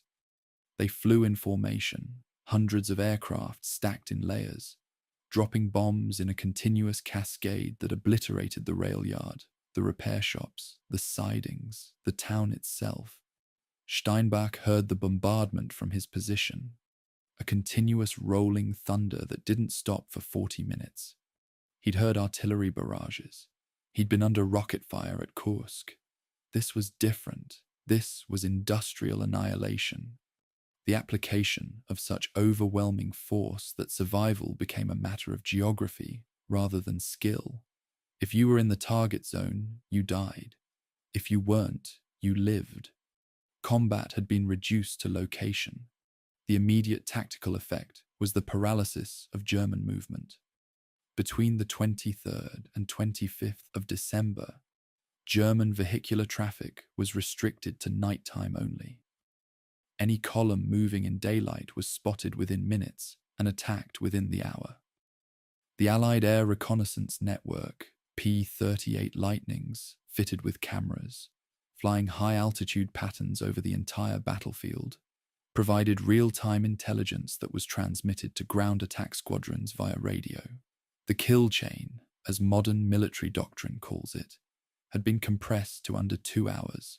Spot a target, vector fighters, to destroy the target, confirm destruction. German commanders had experienced Allied air power before, in Normandy and the Falaise Gap, but never at this scale and never with this precision. The technology hadn't changed. These were the same aircraft, the same tactics, but the coordination had reached a level of efficiency that was genuinely new. When I examined the after-action reports from German units on the 23rd, the recurring phrase is total air superiority lost. Not contested, not unfavorable, lost. Commanders stopped writing about tactical operations and started writing about survival. The 5th Panzer Army's war diary notes, movement impossible during daylight. Supply columns destroyed. Forward units report American aircraft overhead continuously. This is the language of defeat, written in real time by officers who understood what air supremacy meant operationally. You cannot advance if you cannot move. You cannot fight if you cannot be supplied. You cannot win if the sky belongs to your enemy. These were lessons Germany had taught the world in 1940. Now they were learning them in reverse. At 1300 hours, a German armoured column near Huffeles was spotted by a P-38 reconnaissance flight. Within 90 minutes, the column was destroyed by medium bombers from the 9th Air Force. Steinbach could see the smoke rising, thick, black, the characteristic signature of burning diesel. He wrote in his diary that night, "We can do nothing but watch. The flak fires, but they don't fall. Our fighters come and die. The Americans own the air, and we own the ground they will soon take back." This was not defeatism. It was observation. Steinbach was a professional soldier, describing a tactical reality that no amount of courage or determination could overcome. The Luftwaffe attempted one significant response on the 23rd. Operation Bodenplatte was accelerated, with fighter bombers tasked to attack Allied airfields in Belgium and Holland. The operation, originally planned for January 1st, was brought forward in desperation. It failed catastrophically. German fighters, flying low to avoid radar detection, became lost in unfamiliar terrain. Navigation errors scattered the formations.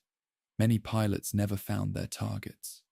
Those who did discovered that Allied airfields were defended by radar-directed anti-aircraft guns and standing fighter patrols.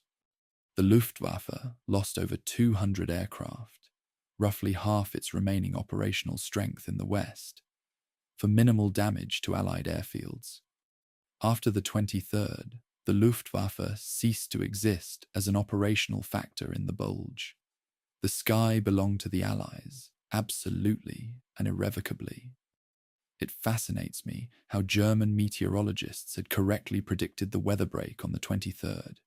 Hitler was briefed on the forecast on the 20th of December. He knew the weather window was closing, yet he ordered the offensive to continue, apparently believing that German will could compensate for Allied material superiority. This is magical thinking, elevated to strategic doctrine. The weather cleared, the sky filled with aircraft, and German soldiers, who'd been told their sacrifice would save the fatherland, found themselves trapped in the open, unable to move, unable to hide, unable to do anything except die or surrender. Some chose the former. Most eventually chose the latter. The offensive didn't end on the 23rd. It would stumble forward for another 2 weeks. But it died on the 23rd. It died from above, methodically, mathematically, with the same industrial efficiency that characterized the entire Allied war effort. Chapter 8.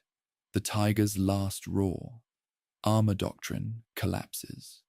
The 24th of December, 1944.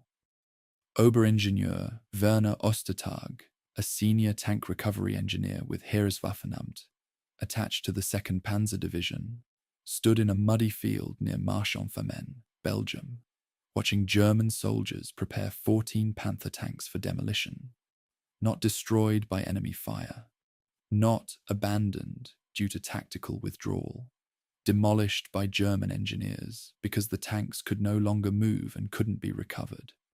Ostertag had spent 7 days documenting mechanical failures across the division's armoured units, filling report after report with technical diagnoses that read like autopsy findings: transmission failures, final drive failures, engine fires, fuel pump seizures, track failures. These weren't combat losses. These were mechanical collapses, the inevitable result of operating over-engineered, under-maintained vehicles. In winter conditions, they were never designed to endure. His report for the 24th included a sentence that would have been career-ending if anyone in Berlin had been listening. Recommend discontinuing Tiger II production. He underlined it once. She then reconsidered and underlined it again. The German Panther tank, the Panzerkampfwagen 5, was designed in 1942 as Germany's response to the Soviet T-34. It had a 75mm main gun, sloped armor up to 120mm thick, and excellent mobility on flat terrain. It was, in many respects, the finest medium tank of the war. It was also mechanically unreliable to the point of operational uselessness. The final drive, the gearbox assembly that transferred engine power to the tracks, was a persistent failure point. The single-radius helical gear design, chosen to simplify production, caused catastrophic tooth shearing under torque loads above 18,000 Newton-meters. This threshold was regularly exceeded on Belgian hill climbs, where tanks had to maintain power while ascending grades of 12 to 15%. Ostertag's metallurgical analysis, conducted on failed components recovered from abandoned Panthers, showed substandard steel quality. The gear teeth weren't just failing mechanically, they were failing materially, evidence of Germany's collapsing resource base. On the 18th of December, the 2nd Panzer Division's advance toward Nouville stalled when 3 Panthers suffered simultaneous transmission failures climbing a single hillside. The incline was 12%, well within the tank's theoretical capabilities, but theory assumed proper maintenance, adequate lubrication, and components manufactured to specification. By late 1944, none of these conditions applied. The tanks ground to a halt mid-slope, engines screaming. She cruised, desperately trying to maintain momentum. One caught fire, transmission fluid ignited by friction heat, and burned for 3 hours before the ammunition cooked off, destroying the vehicle completely. Ostertag's field report noted dryly, "Gearbox not rated for this terrain," which was technically accurate, but strategically devastating. If Germany's best tanks couldn't climb Belgian hills, what exactly could they do? The Tiger II, the Panzerkampfwagen Tiger Ausführung B, also called the King Tiger, represented the apotheosis and the absurdity of German tank design.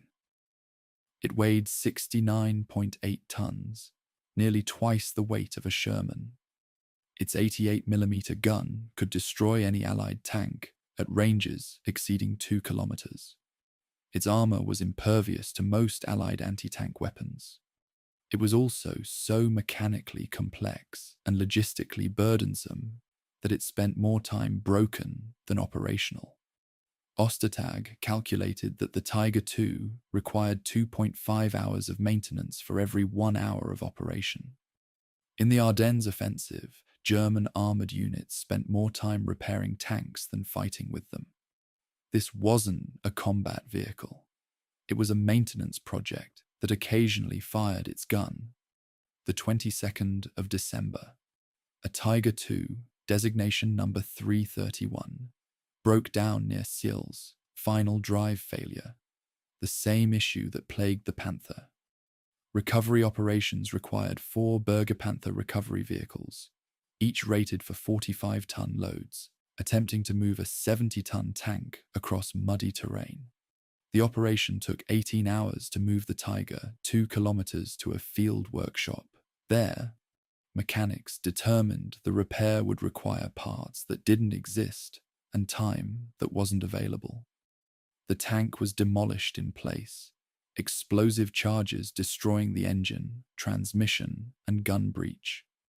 Ostertag watched the demolition team work and thought about the industrial capacity required to build that tank.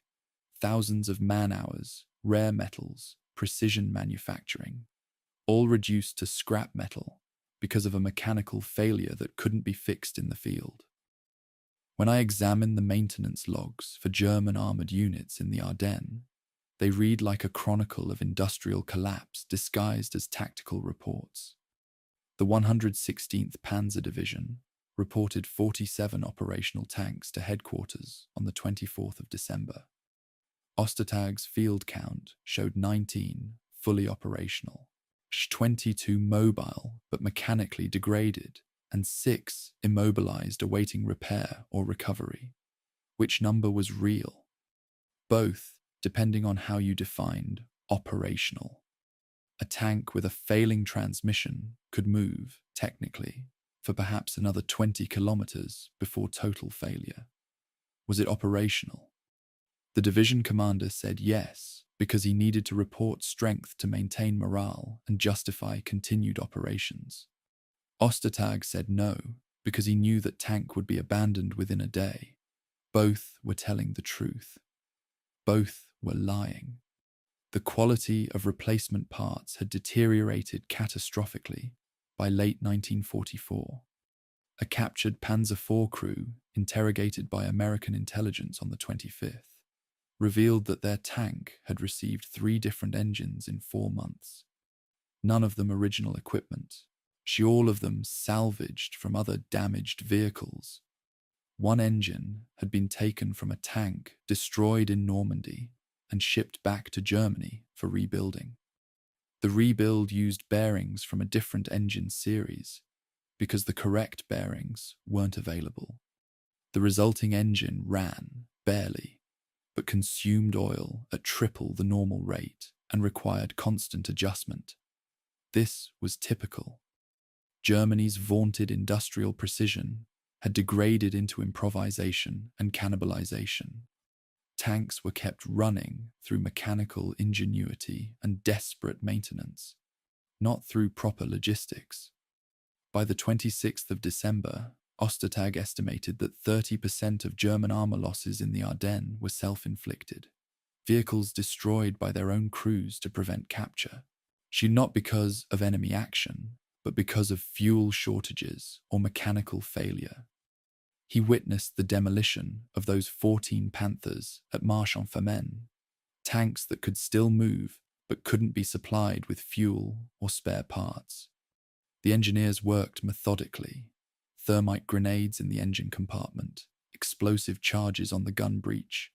Gasoline poured over the interior and ignited. Each tank burned for hours, thick black smoke marking its grave. These were not combat kills. These were suicides, machines destroyed, because their existence had become operationally inconvenient. The myth of German armor superiority, carefully cultivated through propaganda and genuinely earned in the war's early years, collapsed in the Belgian mud. Yes, a Tiger II could destroy a Sherman at 2,000 meters. But that engagement assumed the Tiger could reach the battlefield, had fuel to maneuver, and hadn't broken down en route. These assumptions rarely held. The Allies captured more operational German tanks during the Bulge than they destroyed in combat, which tells you everything about mechanical reliability versus propaganda.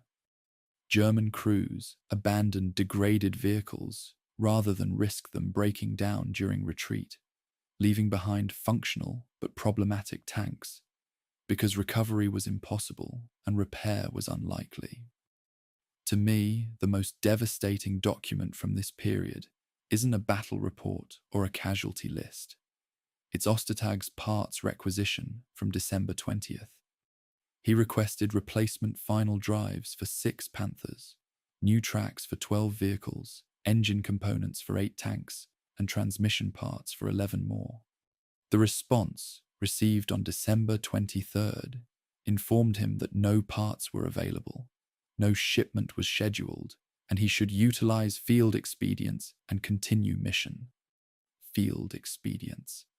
That meant cannibalizing one tank to fix another, jury-rigging repairs that would last days instead of weeks, and accepting that most vehicles would be abandoned eventually. This was German armor doctrine in late 1944. Hope the tank starts, hope it doesn't break, and when it does break, walk home. The technical failure of German armor in the Ardennes wasn't a surprise to anyone actually working with the vehicles. Ostertag had been filing reports about reliability issues since summer 1944. Panzer commanders knew their vehicles were fragile. Maintenance crews knew the parts didn't exist.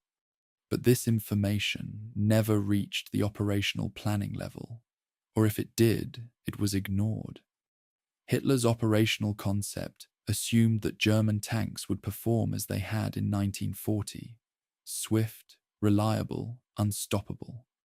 The reality was that German tanks in 1944 were slow, fragile, and frequently stopped, not by enemy fire, but by their own mechanical complexity. The Tiger's roar had become a death rattle, impressive in volume, but signifying nothing except the animal's impending death. Chapter 9. The Meuse Mirage, 2nd Panzer Division's last kilometre.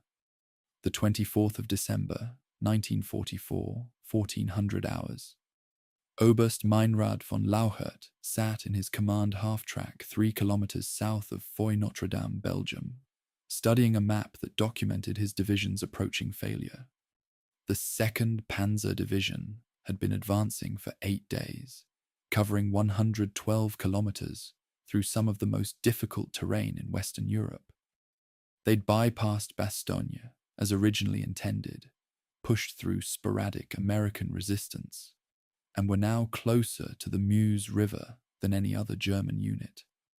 Von Lauchert could see the objective on his map, Dinant, 4.8 kilometres west. The bridges were there, spanning the Meuse, theoretically undefended according to reconnaissance reports that were already 12 hours old. Below his notation of the distance, he'd written 2 words in pencil: Kein Treibstoff, no fuel. The advance had reached the point where mathematics defeated will. The arrow on his map stopped mid-line, as if the pencil itself had run out of momentum. The reconnaissance report was accurate. On the morning of the 24th, the Meuse bridges at Dinant were lightly defended, if defended at all. The American 2nd Armored Division was still moving into position. There was a window, perhaps 12 to 18 hours, when a determined armoured thrust could have seized the bridges and established a bridgehead on the far bank. This would have changed nothing strategically. The offensive was still doomed by fuel shortages and air superiority, but it would have achieved the operation's geographical objective. The problem was that von Lauchert's lead elements had sighted the Meuse at 0900 hours but couldn't reach it. Not because of American resistance, because they couldn't move. His operations officer, peering through binoculars, reported, "I can see the bridge, sir. The bridge pillars, individual buildings on the far bank. 5 kilometers of distance that might as well have been 500. The 2nd Panzer Division's fuel situation had been critical since the 21st, when supply trucks failed to reach forward units due to Allied air attacks. By the 23rd, von Lauchert was cannibalizing fuel from disabled vehicles to keep his remaining tanks mobile. On the 24th, he ordered a desperate consolidation: drain every drop of diesel from every truck, half-track, and immobilized tank, and pour it into one Kampfgruppe, battle group, of 8 Panthers that would make the final push to the Meuse. 15 vehicles were abandoned on the roadside, still functional but empty, crews ordered to follow on foot. This was not armoured warfare. This was vehicular hospice, sacrificing the many to give the few one last chance to move. The mathematical reality was brutal. Von Lauchert had advanced 112 kilometers in 10 days, an average of 11.2 kilometers per day. Blitzkrieg doctrine required 40-plus kilometers per day, sustained over a week to achieve operational breakout. This wasn't lightning war. It was a traffic jam with guns, a slow grind forward that consumed resources faster than they could be replaced. The division's supply line stretched back nearly 150 kilometers through terrain now dominated by Allied aircraft. Every supply truck that left the German rear area had perhaps a 50% chance of reaching the front. Those odds weren't sustainable, they weren't even rational. But the offensive continued because no one with authority was willing to acknowledge that hope was not a logistics plan. The bridges at Dinant had been photographed by German reconnaissance aircraft on the 22nd. The images showed structures intact. No visible demolitions prepared, minimal defensive positions. For approximately 36 hours, the Meuse was vulnerable. But von Lauchert couldn't cover 5 kilometers in 36 hours. Not without fuel, not without infantry support, not without air cover. German combat engineers needed 18 hours minimum to prepare an assault river crossing, building pontoon bridges, clearing defensive approaches, positioning anti-aircraft guns, establishing supply routes on the far bank. And Allied intelligence could vector fighter bombers to any river crossing within 45 minutes of first contact. The math was simple and fatal. You need 18 hours to cross, but you have 45 minutes before aircraft arrive. The tactical problem was unsolvable. On the 24th, at 1500 hours, von Lauchert radioed 5th Panzer Army headquarters requesting emergency fuel resupply. His war diary claims this transmission was sent. Luftwaffe transport command records show no flights to the 2nd Panzer area on the 24th or 25th due to Allied air superiority. Either von Lauchert never actually requested resupply, revising his narrative post-war to shift responsibility, or the request was ignored because fulfilling it was impossible. This is a recurring issue in German Ardennes historiography, commanders claiming they asked for support that wasn't provided, while support units claim no requests were received. Both sides had incentive to lie, commanders to excuse failure, logistics officers to excuse inability. The truth dissolved somewhere in between. The 26th of December, 0600 hours. The American 2nd Armored Division counterattacked from the north. Von Lauchert had 15 operational tanks remaining and no fuel to maneuver them. The Battle of Selles, as it's known in American histories, wasn't really a battle. It was a one-sided destruction of immobilized German vehicles. American M4 Sherman tanks approached cautiously, expecting fierce resistance, and found German tanks sitting motionless in fields and along roads. Some crews tried to fight from stationary positions, traversing their turrets manually and firing until ammunition ran out. Others abandoned their vehicles and fled on foot. A few tanks were captured intact, engines cold, no fuel in their tanks, crews gone. The Americans counted over 80 German armored vehicles destroyed or captured around Celle. Perhaps 30 were actual combat kills. The rest were executions of already dead machines. When I overlay von Lauchert's route with fuel consumption data, the offensive appears not as a bold strike, but as a slow-motion vehicle breakdown disguised as warfare. Every kilometre beyond Bastogne was operationally impossible, paid for by draining fuel from other vehicles, by capturing American supplies, by hoping that somehow the logistics would work themselves out. They didn't. They couldn't. The fuel existed in Germany, in depots and refineries, but it couldn't reach the front because Allied aircraft destroyed the trucks that carried it. This is the tyranny of logistics in modern war. You can be rich in resources, but operationally bankrupt if you can't move those resources from storage to consumption. The 2nd Panzer Division, began the offensive with roughly 190 tanks and assault guns.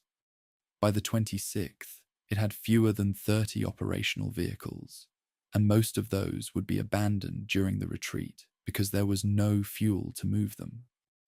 Von Lauschert survived. He escaped on foot with roughly 40% of his division, walking back through the Ardennes in late December, abandoning everything heavy. Years later, he wrote a memoir describing the offensive as a near success thwarted by inadequate support. This is self-serving revision. The offensive wasn't nearly successful. It was mathematically impossible from inception, and the 2nd Panzer Division's advance to within 5 kilometers of the Meuse proved that impossibility. Yes, they got close. But close in warfare is meaningless if you can't cover the last kilometer. And they couldn't. The operational concept of the Ardennes offensive assumed that speed would compensate for supply shortages, that German forces would advance so rapidly they'd capture Allied fuel dumps before their own stocks ran out. This happened occasionally. Peiper captured fuel at Honsfeld. Other units seized American supplies here and there.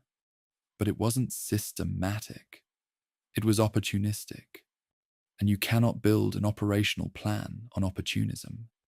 You cannot reach the Meuse on hope. The 2nd Panzer Division's failure at Celle demonstrated what should have been obvious from the start. Modern armoured warfare requires fuel, and if you don't have fuel, you don't have armoured warfare. You have very expensive roadblocks waiting to be destroyed. To me, the image that defines this chapter is von Lauschert's map, with its arrow stopping mid-line. That's the entire German offensive in microcosm. Momentum that looks unstoppable on paper, then just stops. Not defeated by superior tactics or heroic resistance, though both existed. Stopped by arithmetic. 4.8 kilometers away from the objective, close enough to see it through binoculars, too far to reach because the diesel tanks were empty. Every grand strategic vision, to every ideological conviction, every tactical skill, all subordinate to the physical reality that internal combustion engines require fuel. Without it, you're not a Panzer Division. You're a collection of 40-ton sculptures waiting to be demolished by your own engineers or captured by the enemy. The 2nd Panzer Division proved that you can get tantalizingly close to your objective and still fail completely. In war, almost doesn't count. Chapter 10. Operation Greif, Otto Skorzny's Theatre of Deception. The 18th of December, 1944. An American counterintelligence corps officer sat in a hastily established interrogation room in Malmedy, Belgium, reviewing a document that would trigger 6 days of paranoia across the entire Allied rear area. The prisoner across from him, Untersturmführer Günther Schulz, captured that morning while wearing an American uniform, had just finished describing Operation Greif in precise, almost eager detail. Assassination squads targeting General Eisenhower, German commandos disguised as American military police, redirecting traffic and spreading false information, sabotage teams preparing to destroy ammunition dumps and fuel depots. The interrogator wrote quickly, his handwriting increasingly erratic as the scope of the threat became clear. At the top of his report, he wrote in capital letters, "Specific threat, General Eisenhower. Source reliability, unknown." Then he underlined the word unknown 3 times in red pencil. The report reached SHAEF headquarters within 4 hours. The damage was already done. Schulz had lied, deliberately and effectively. And his lies would disrupt Allied operations far more than his actual mission ever could. Operation Greif, the German word means griffin. The mythological creature was conceived by Obersturmbannführer Otto Skorzny, an SS officer famous for rescuing Mussolini from imprisonment in 1943. Hitler personally selected Skorzeny for this mission, form a special unit of English-speaking Germans, equip them with captured American uniforms and vehicles, infiltrate them behind American lines, and create chaos. The mission objectives, as outlined in Skorzeny's operational orders dated November 20th, were ambitious. Seize Meuse river bridges before the Americans could destroy them, spread false information to disrupt American command and control, and assassinate senior Allied officers if opportunities presented themselves. These were difficult objectives, bordering on impossible, but they were at least militarily coherent. What actually happened was something stranger and more effective. The mission failed completely in tactical terms, but succeeded brilliantly in psychological terms. Skorzeny's recruitment process revealed the mission's fundamental problems immediately. He needed English-speaking Germans capable of impersonating American soldiers, not just speaking the language, but knowing American culture, slang, idioms, and behavior patterns. His initial request to Wehrmacht personnel officers asked for soldiers with perfect English and extensive knowledge of American customs. He received approximately 2,000 volunteers. Of these, fewer than 10% spoke English fluently enough to pass as native speakers. The rest spoke textbook English learned in German schools, grammatically correct but culturally alien. When a German soldier says, "It is cold," instead of, "It's freezing," when he asks, "Where is located the motor pool?" instead of, "Where's the motor pool at?" native English speakers immediately recognize the foreigner. Linguistic authenticity cannot be taught in a few weeks. Skorzeny's operation was linguistically doomed from the start. The captured American equipment was similarly inadequate. Panzer Brigade 150, the unit designated for Operation Grafe, was supposed to be equipped entirely with American vehicles, jeeps, trucks, Sherman tanks, to facilitate infiltration. Skorzeny requested 60 Sherman tanks. He received 4, all captured in France, all in various states of disrepair. He requested 120 jeeps. He received 37. The remainder of the brigade was equipped with German vehicles painted in American colors, with white stars sloppily stenciled on the sides. These vehicles would fool no one at close range. Even the American uniforms were inadequate, a mix of genuine captured items and German-manufactured replicas that used slightly wrong colors and incorrect insignia placement. A trained American MP could spot these discrepancies immediately. Skorzeny knew this. His pre-operation reports expressed serious concerns about equipment authenticity and requested delays for additional preparation. Hitler ordered immediate execution regardless. On the 16th and 17th of December, approximately 50 small teams from Operation Greif crossed into American lines. Their missions varied. Some were tasked with seizing bridges, others with spreading misinformation, a few with pure reconnaissance. Not one team successfully captured a bridge. The assassination mission, which Schultz described in such lurid detail during his interrogation, was never actually ordered. It was disinformation that Skorzeny had briefed his men to reveal if captured. Knowing that the threat of assassination would cause maximum disruption, even if the assassination never occurred. This was psychological warfare at its most cynical. The captured commandos became weapons themselves, their confessions more damaging than their actions could ever be. The American response was immediate and far exceeded the actual threat. Checkpoints multiplied across the rear area, but every soldier was subject to challenge questions designed to identify German infiltrators. Who won the 1943 World Series? What's the capital of Illinois? Who is Mickey Mouse's girlfriend?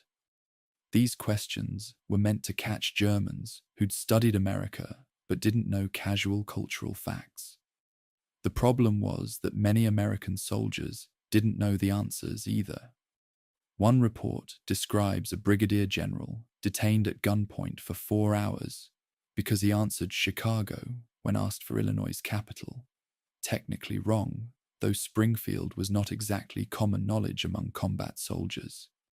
German-American GIs, men with German surnames or accents acquired from immigrant parents, were detained on suspicion.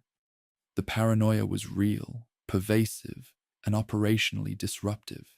And Eisenhower himself was confined to SHAF headquarters in Versailles for 6 days, surrounded by increased security, his movements restricted, his ability to visit frontline units curtailed. This was presented as a security necessity, protecting the supreme commander from assassination. But Eisenhower later wrote in his memoir that he allowed the security theater because it reassured his staff more than it protected him. He knew the assassination threat was likely exaggerated or fabricated, but he also knew that denying the threat would demoralize the security personnel responsible for his safety. So he stayed in his headquarters, frustrated and confined, while his security officers felt useful. The German deception had succeeded not by threatening Eisenhower, but by making Americans believe he was threatened. When I examine the operational results of Operation Greif, the contrast between intent and achievement is stark. The operation employed approximately 2,000 men and 150 vehicles, resources that could have reinforced the spearhead offensives. It captured 0 bridges. It killed 0 senior officers.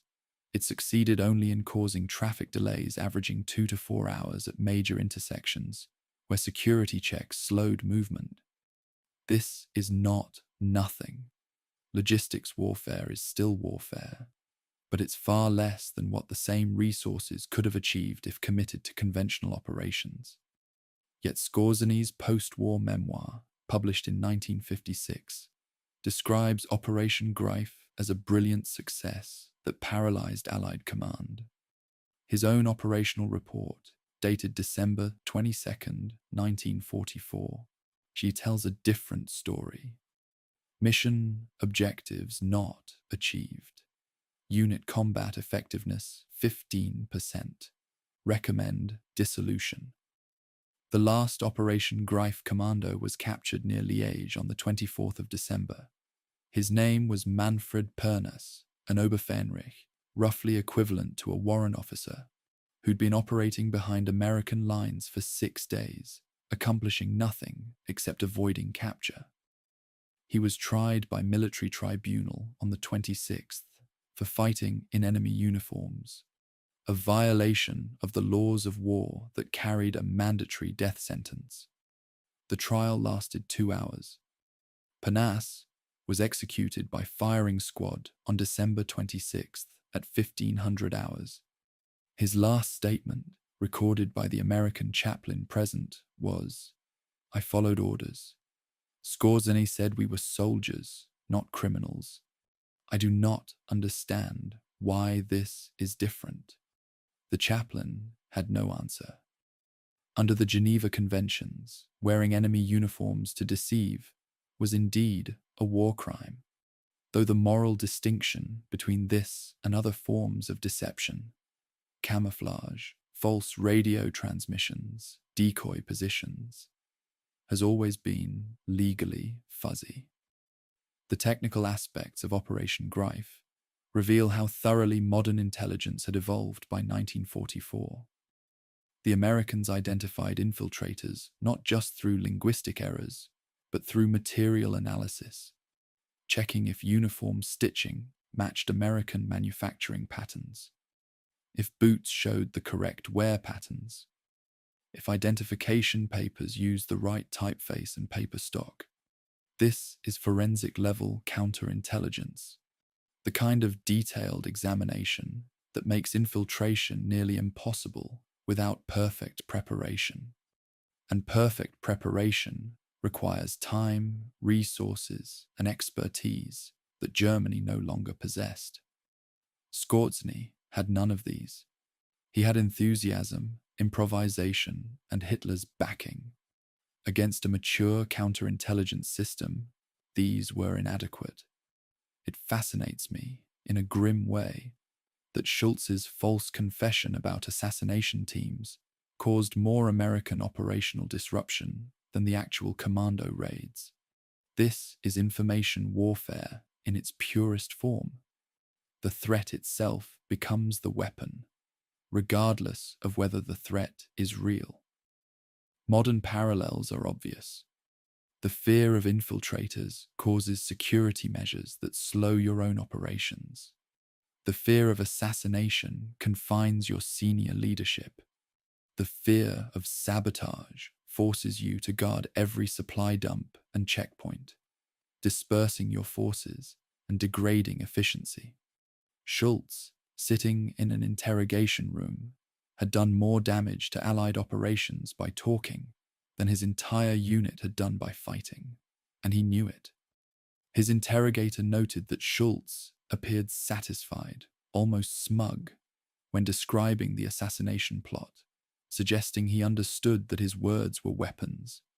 The final irony of Operation Greif is that it failed militarily while succeeding psychologically, and yet it had no impact on the battle's outcome. The traffic delays didn't prevent American reinforcements from reaching the front. Eisenhower's confinement didn't paralyze Allied command.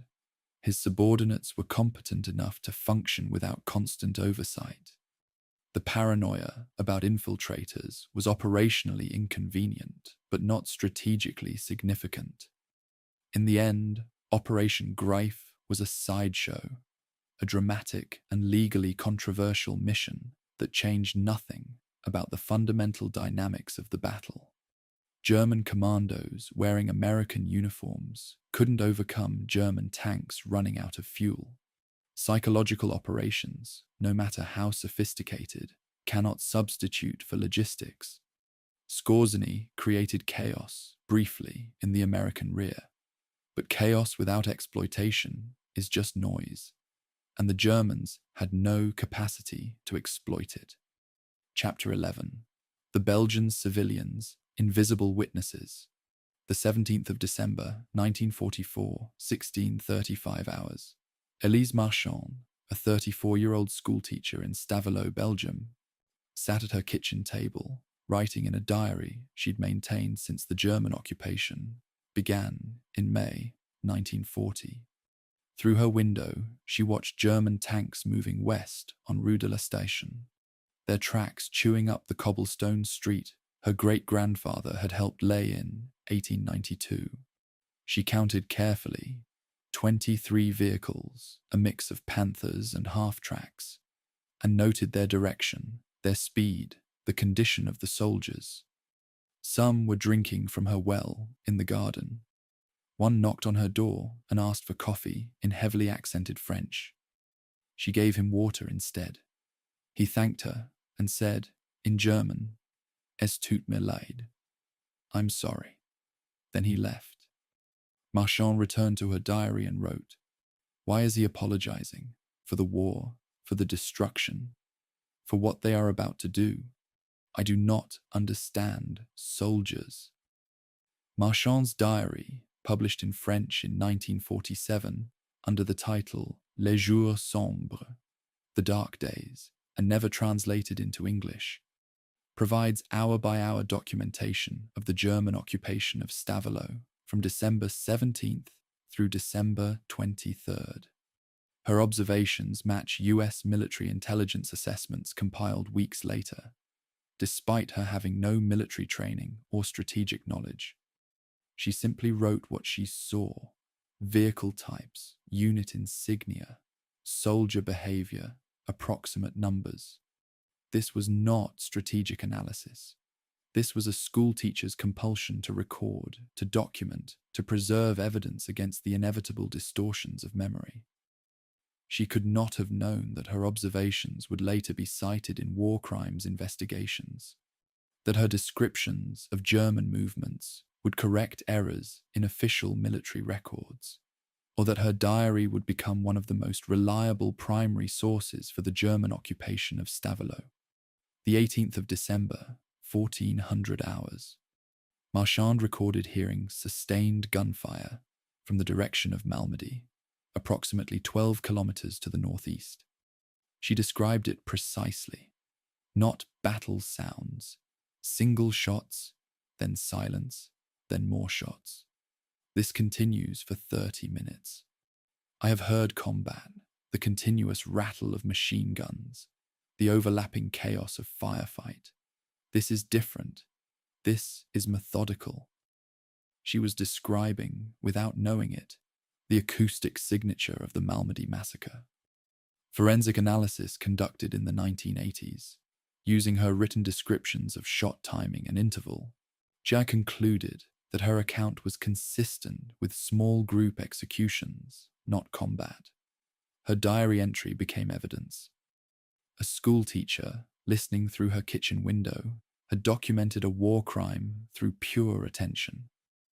On the 19th of December, German soldiers quartered in Marchand's school building, converting classrooms into temporary barracks. She was ordered to provide them access, but otherwise stay away. She ignored this order and brought them water, observing everything. Her diary describes soldiers who appeared exhausted, not brutal. Many are very young. One showed me a photograph of his family in Cologne. A wife, 2 children, a house that may no longer exist. He asked if I thought Germany would lose the war. I said nothing. He nodded as if I had answered. Later, he said the war was sinnlos, pointless. I agreed with him silently. This is not the image of fanatical SS troops drunk on ideology. This is the reality of Wehrmacht conscripts in December 1944. Tired, disillusioned, afraid, going through the motions of a war they no longer believed in. The 22nd of December. American forces counterattacked into Stavelot, supported by artillery fire that destroyed several buildings in the town centre. US after-action reports claimed the town was liberated on December 22 with no civilian casualties. Marchand's diary lists 14 civilians killed by American artillery on that day, their names and addresses meticulously recorded. Marie Dubois, age 67, Rue de la Gare, number 12. Pierre Laurent, age 43, Rue des Écoles, number 8. She continues for 14 names. Why does no official record acknowledge these deaths? Because American commanders had no mechanism to count civilian casualties in rapidly moving combat, and because acknowledging civilian deaths caused by friendly artillery would complicate the liberation narrative. Marchand's list stands as the only documentation these people ever existed, ever died. The phenomenon of civilian testimony contradicting military records occurs throughout the Bulge. Belgian and Luxembourgish civilians repeatedly warned American forces about German buildups in mid-December. These warnings were dismissed as rumors or treated with suspicion.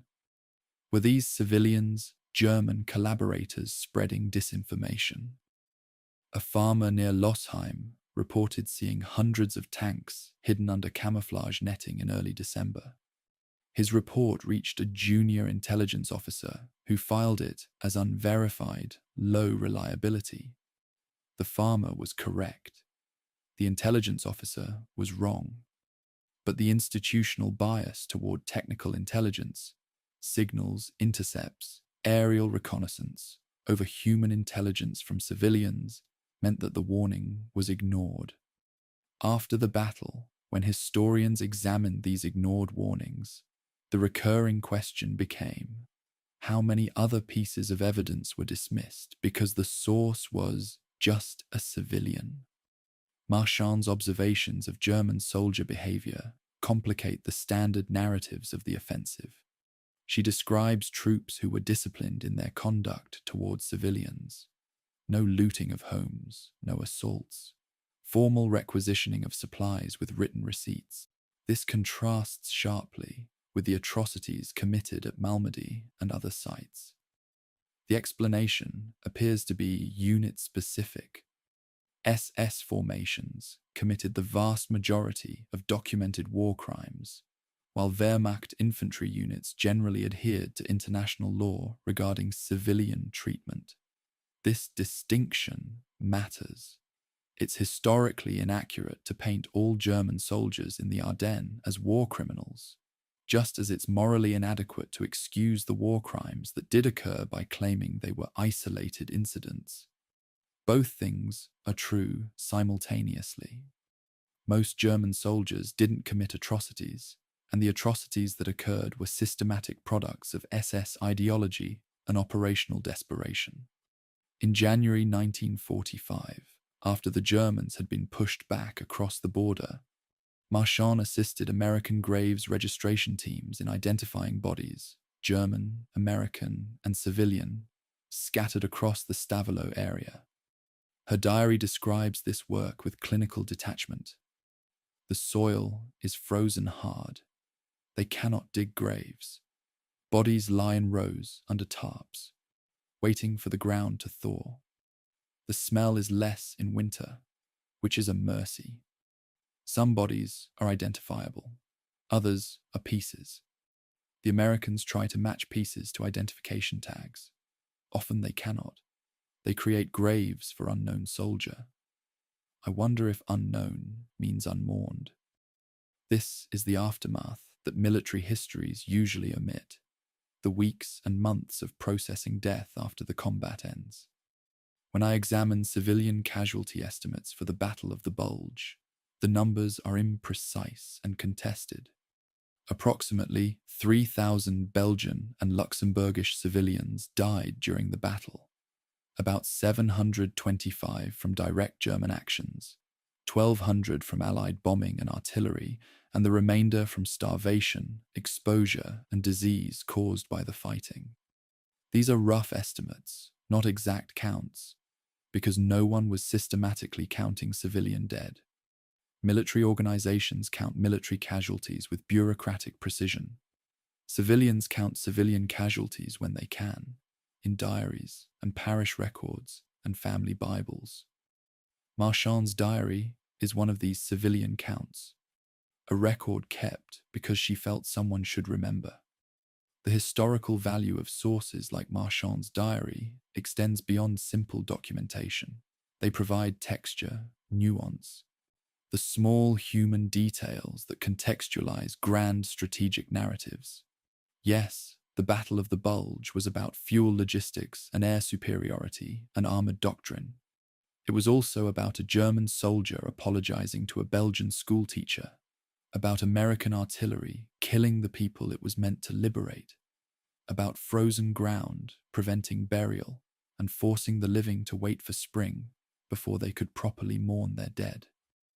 These details don't change the battle's outcome, but they change how we understand that outcome. War is not just what generals decide and soldiers do. It's what happens to the people who didn't ask to be there, whose homes become battlefields, whose deaths are often unrecorded, except by neighbors who felt obligated to remember. I trust Marchand's diary more than many military reports, because she had no strategic incentive to lie, no career to protect, no narrative to maintain, except the simple compulsion to record truth as she observed it. Her entry for December 25th, Christmas Day, reads, "The fighting has moved west. The town is damaged but standing. Marie's house is destroyed. The school's roof is gone. German and American bodies remain in the streets because no one is here to collect them. I walked to the church. It still stands. I prayed, though I do not know for whom, for the dead, for the living, for this to end, perhaps all three. This is history from the ground level, unfiltered by doctrine or propaganda. It's what remains when the armies leave and the civilians are left to rebuild from the wreckage. Chapter 12. Bastogne holds. The Arithmetic of Encirclement. The 22nd of December, 1944. Captain William Butler, supply officer for the 101st Airborne Division, sat in a freezing basement in Bastogne with a requisition form and a pencil, conducting an inventory that would determine whether 20,000 encircled American soldiers would eat, fight, or surrender. His handwriting was cramped and precise, numbers aligned in careful columns. Current ammunition on hand, 17% of standard load. Food, 4.2 days at half rations. Medical supplies, critical. Below this, he'd written a weather forecast copied from the division intelligence officer. Overcast until December 23. Air resupply impossible. And below that, his own calculation underlined once. If air resupply fails, in surrender required by December 27. This was not defeatism. This was arithmetic. Butler's job was not to be optimistic. His job was to count what existed and calculate how long it would last. The answer was, not long enough. Bastogne had been encircled on the 20th of December, when German forces completed their encirclement, cutting all road access to the town. The 101st Airborne Division had arrived on the 18th, rushed north from reserve positions in France with minimal preparation. They'd been told to hold Bastogne at all costs, a phrase that sounds dramatic but operationally means nothing. You can't hold a position without ammunition. You can't fight without food. You can't treat wounded without medical supplies. At all costs requires costs to be paid. Kin Butler's inventory revealed that the division had approximately 4 days' worth of costs available before bankruptcy. After that, holding Bastogne would require miracles, and miracles were not listed in the supply tables. The ammunition situation was immediately critical. The division's artillery, primarily 105mm howitzers, had enough shells for sustained fire for perhaps 3 days of continuous combat. After that, fire missions would need to be rationed. Butler calculated that artillery expenditure rates in defensive combat typically ran 400 to 600 rounds per gun per day. The division had 24 guns. That meant roughly 12,000 rounds per day at moderate intensity. Current stocks, 36,000 rounds. 3 days. Unless resupply arrived, the artillery support would collapse by Christmas Day. This wasn't hypothetical concern. Artillery was the division's primary defensive asset against German armor. Without it, American infantry would face panzer attacks with rifles and bazookas. They'd lose. The food situation was less immediately urgent, but strategically more significant. The division had enough rations for 4.2 days at half rations. 1 meal per day, roughly 1,200 calories per soldier. Half rations are sustainable for short periods, but cause rapid degradation in combat effectiveness after a week. Soldiers become lethargic, decision-making slows, physical strength declines. Butler had calculated that by December 27th, even if ammunition somehow lasted, the division would be combat ineffective from malnutrition. You cannot fight a modern battle with starving soldiers. Hunger is not motivational. Hunger is debilitating. The division could hold for perhaps 6 days total. 3 days on adequate supplies, 3 more days on degraded capability, before operational collapse became inevitable. The 23rd of December, 0900 hours. The weather cleared. Butler stood in the town square watching the sky, a sight he'd describe later as the most beautiful thing I'd ever seen. The clouds lifted, patches of blue appeared, and within 30 minutes, the first C-47 transport aircraft appeared overhead. The air resupply operation had begun, but even this relief came with stark mathematics. Each C-47 could carry approximately 3 tons of supplies: ammunition, food, medical equipment. The division needed 180 tons per day to sustain normal operations. That meant 60 aircraft loads per day, every day, assuming perfect weather and no losses. The first day's resupply brought 144 tons, 80% of requirements. Close, but not enough. Butler instituted continued rationing. The technical challenges of aerial resupply were significant and often unappreciated.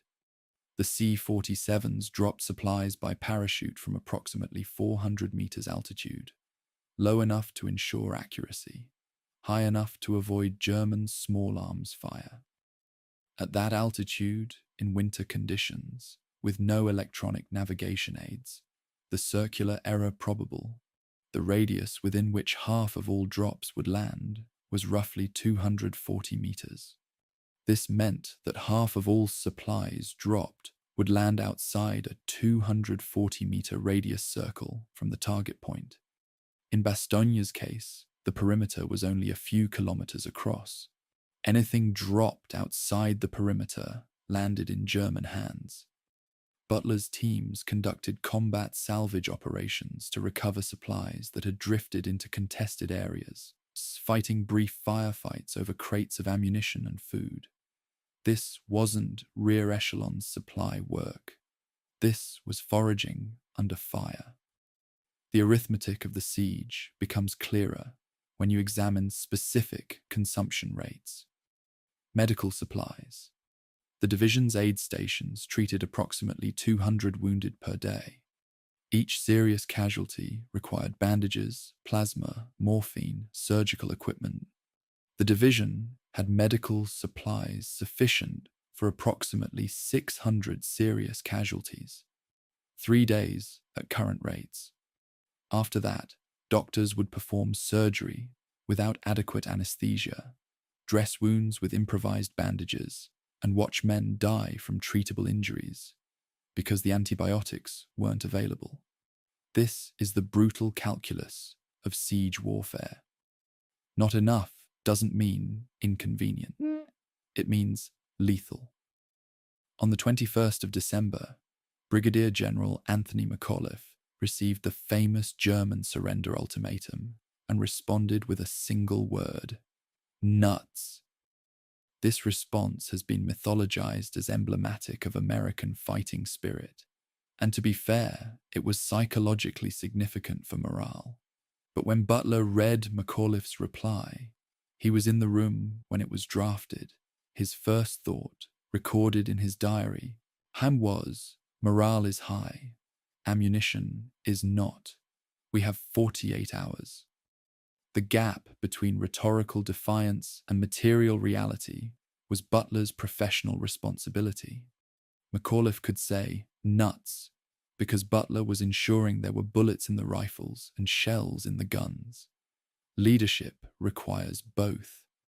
The dramatic defiance means nothing if the logistics officer can't make the numbers work. The 26th of December, 10:40 hours.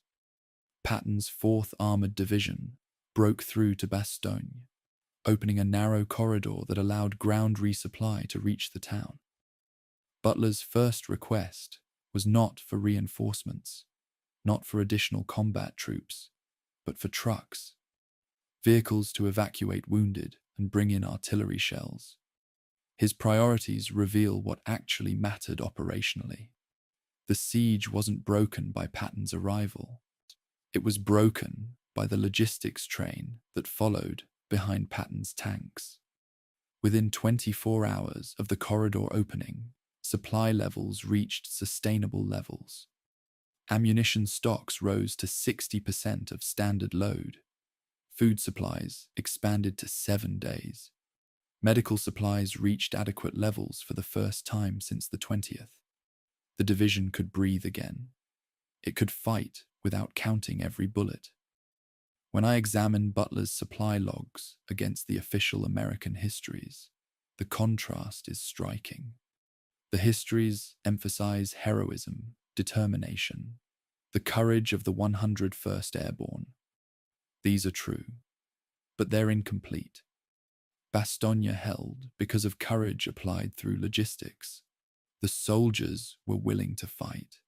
Butler ensured they had the material means to fight. Both were necessary, and neither was sufficient alone. The heroic narrative without the logistical foundation is mythology. The logistical reality without the human determination is also incomplete. Butler's logs show that on the 24th of December, the division was approximately 18 hours from operational collapse. Not surrender necessarily, but inability to conduct coordinated defense. The air resupply saved them, barely, and only because the weather cooperated. Had the clouds remained for another 2 days, Bastogne would have fallen not to German assault, but to American starvation. The German decision to besiege Bastogne, rather than bypass it, was, in retrospect, operationally suicidal. It fixed 7 German divisions, approximately 47,000 men, in place for 8 days, while they attempted to reduce a position that wasn't strategically critical. Those divisions, advancing west instead of investing Bastogne, could have supported the 2nd Panzer Division's drive to the Meuse, possibly providing enough infantry to secure a bridgehead. Instead, they sat outside Bastogne, launching attacks that gained meters at the cost of hundreds of casualties, bleeding themselves dry against American paratroopers who were, by late December, receiving more supplies by air than the Germans were receiving by ground. The irony is bitter. Germany's fixation on Bastogne ensured that Bastogne would hold, because the fixation prevented German forces from achieving anything that might have made Bastogne's fall strategically relevant. Butler survived the war, returned to civilian life, and worked as an accountant in Ohio until his death in 1989. His supply logs were donated to the National Archives by his widow and remain among the most detailed logistical records of the Bulge. I've spent weeks examining them, and what strikes me most is their emotional flatness. Butler wrote numbers, calculations, projections. He rarely editorialized. The only moment of personal reflection appears in his entry for December 25th, Christmas Day. We held, barely. If the weather hadn't cleared, if the planes hadn't come, if the supplies had landed 200 meters farther east into German lines, we would not have held. This was not a miracle of courage. This was a calculated risk that barely succeeded. Next time, the calculation might go differently. He understood what the heroic narratives often miss, that survival in siege is not about will, it's about arithmetic, and arithmetic doesn't care how brave you are. Chapter 13. The Myth of Patton's Rescue, Logistics versus Legend. The 19th of December, 1944, 1300 hours. Colonel Halley Maddox sat in a converted schoolhouse in Nancy, France, surrounded by maps, movement tables, and fuel consumption charts that documented a secret he would carry for the rest of his life. As Third Army's operations officer, the G3, Maddox was responsible for translating General George Patton's strategic vision into executable operational orders. On his desk lay a document dated December 18th, 2 full days before Patton's famous meeting with Eisenhower at Verdun, where the general would astound Allied command by promising to relieve Bastogne within 48 hours with 3 divisions. The document was Third Army Operations Order number 73, and it outlined 3 separate relief routes to Bastogne, with precise timing, fuel requirements, and traffic control measures. In the margin, in Maddox's cramped handwriting, was a note that would never appear in Patton's memoirs. Patton will claim this was improvised. It was not. The plan had been prepared in advance. gamed out through multiple iterations and refined to the point where execution was simply a matter of giving the order. The miracle of Patton's 90-degree pivot was not improvisation. It was preparation disguised as genius. The legend of Patton's relief of Bastogne has been told and retold until it achieved mythological status.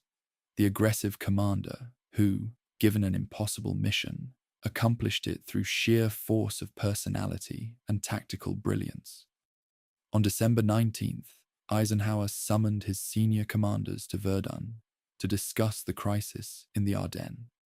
When asked how quickly he could disengage from his current offensive in the Saar, wheel his entire army 90 degrees north and attack into the southern flank of the German penetration, Patton replied, 48 hours with 3 divisions.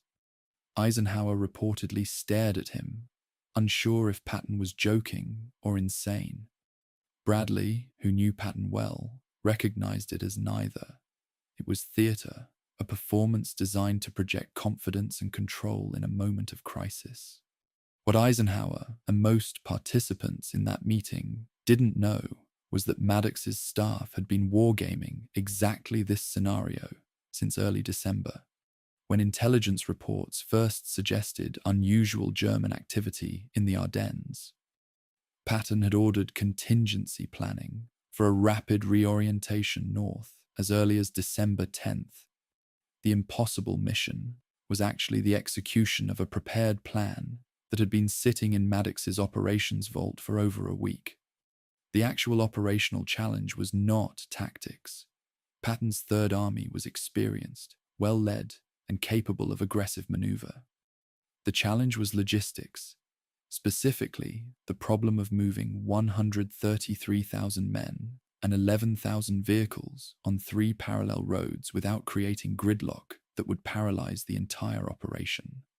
Maddox's planning staff had calculated road capacity using train scheduling mathematics. A single 2-lane road could support approximately 1,200 vehicles per 24-hour period in winter conditions. Assuming controlled spacing, minimal breakdowns, and adequate traffic control at intersections, Third Army needed to move 11,000 vehicles in roughly 72 hours. That required 9 full road capacity days, compressed into 3 calendar days on 3 roads. The margin for error was 0. A single major traffic jam, a bridge collapse, a fuel truck breakdown, a convoy taking a wrong turn, could cascade into hours of delay that would propagate backward through the entire movement. This wasn't warfare. This was industrial logistics applied to human movement, choreographed with the precision of a factory assembly line. The fuel calculation was equally precise and rarely discussed in popular histories. Moving Third Army north required repositioning not just combat units, but their entire logistical tail. Ammunition trucks, fuel tankers, maintenance vehicles, medical evacuation assets, communications equipment. Maddox calculated that the move itself, before any combat operations, would consume approximately 4,000 tons of fuel. Once in position, sustaining offensive operations toward Bastogne would require an additional 2,000 tons per day. Third Army's forward fuel stocks on December 19th totaled approximately 9,000 tons, enough for 4.5 days of sustained operations if, and only if, the supply line from rear depots remained uninterrupted. This is why Maddox's planning began on December 15th, not December 20th. The fuel had to be moved forward before the troops moved, positioned in intermediate dumps along the planned axis of advance. By the time Patton promised Eisenhower a 48-hour response, fuel trucks were already rolling north, executing a plan that Patton hadn't yet officially ordered. Maddox had pre-positioned the logistics to support a decision he knew Patton would make. This is what professional staff work looks like. Anticipating the commander's intent, and building the infrastructure to execute that intent before the order is given. The meeting at Verdun on December 19th has been dramatized in films and books as a moment of spontaneous command genius. Patton's bold promise shocking his superiors into awed silence. Maddox, who attended the meeting, recorded a different version in his operations log. Patton and Eisenhower had discussed Bastogne relief scenarios on the telephone as early as December 17th, 36 hours before the Verdun meeting. SHAEF intelligence had been tracking the German penetration and had identified Bastogne as a critical road junction by December 18th. Everyone at senior command levels knew Third Army would likely be called on to counterattack north. The only question was timing and scale. The Verdun meeting was theatre, yes, but it was theatre for the benefit of other Allied commanders, some of whom had less confidence in American fighting capability after the initial German breakthrough. Patton's 48 hours declaration was designed to project American confidence and competence. It worked. Some British officers at the meeting later reported being impressed by American aggressive spirit. What they interpreted as boldness was actually certainty born from preparation. Patton knew he could deliver because Maddox had shown him the plans that made delivery possible. The actual execution of the pivot was less dramatic than the legend suggests, but more impressive from an operational perspective. Between December 20th and December 22nd, Third Army disengaged from offensive operations in the Saar, pulled 3 divisions out of line, rotated them 90 degrees north, and advanced approximately 60 kilometers to strike the southern shoulder of the German penetration. This is a phenomenally complex maneuver, requiring precise timing at every level from battalion to army. Traffic control was managed by military police positioned at every major intersection, using hand signals and flashlights to direct traffic through darkness. The movement was conducted primarily at night to minimize German air observation, though by late December, the Luftwaffe posed minimal threat. Maddox's staff had created detailed movement schedules, essentially train timetables for road convoys, specifying which unit would pass through which intersection at which time. The 4th Armored Division's lead elements were scheduled to pass through Ardennes at 0430 hours on December 22nd. They passed through at 0427 hours, 3 minutes early, which in military terms is essentially perfect timing. The casualties during the relief operation are rarely mentioned in heroic narratives, but are documented in Maddox's operational logs. Between December 22nd and December 26th, Third Army suffered approximately 1,400 casualties, killed, wounded, and missing, during the advance to Bastogne. This is not a criticism of Patton's leadership. Casualties in offensive operations are inevitable, and 1,400 is relatively modest for an operation of this scale. But it contextualizes the relief. This wasn't a bloodless triumph of maneuver. Men died in roadside ambushes, in artillery barrages that caught convoys on exposed roads, in small, desperate firefights for Belgian villages whose names most Americans would never learn. One company from the 80th Infantry Division lost 37 men, taking a crossroads that held up their advance for 6 hours. That crossroads doesn't appear in the official histories, and the 37 men who died there are statistically invisible in the larger narrative of Patton's success. But they paid the price in blood and lives that made the relief possible. The timeline of the relief is often compressed in popular accounts, creating the impression of a single dramatic breakthrough. The reality was more gradual and contested. 4th Armored Division made first contact with German positions south of Bastogne on December 23rd. They fought through defensive lines for 3 full days, gaining meters and kilometers through small unit actions. Tank platoons suppressing enemy positions while infantry cleared buildings. Artillery fire walking ahead of advancing forces. Engineers clearing mines and tank obstacles under fire.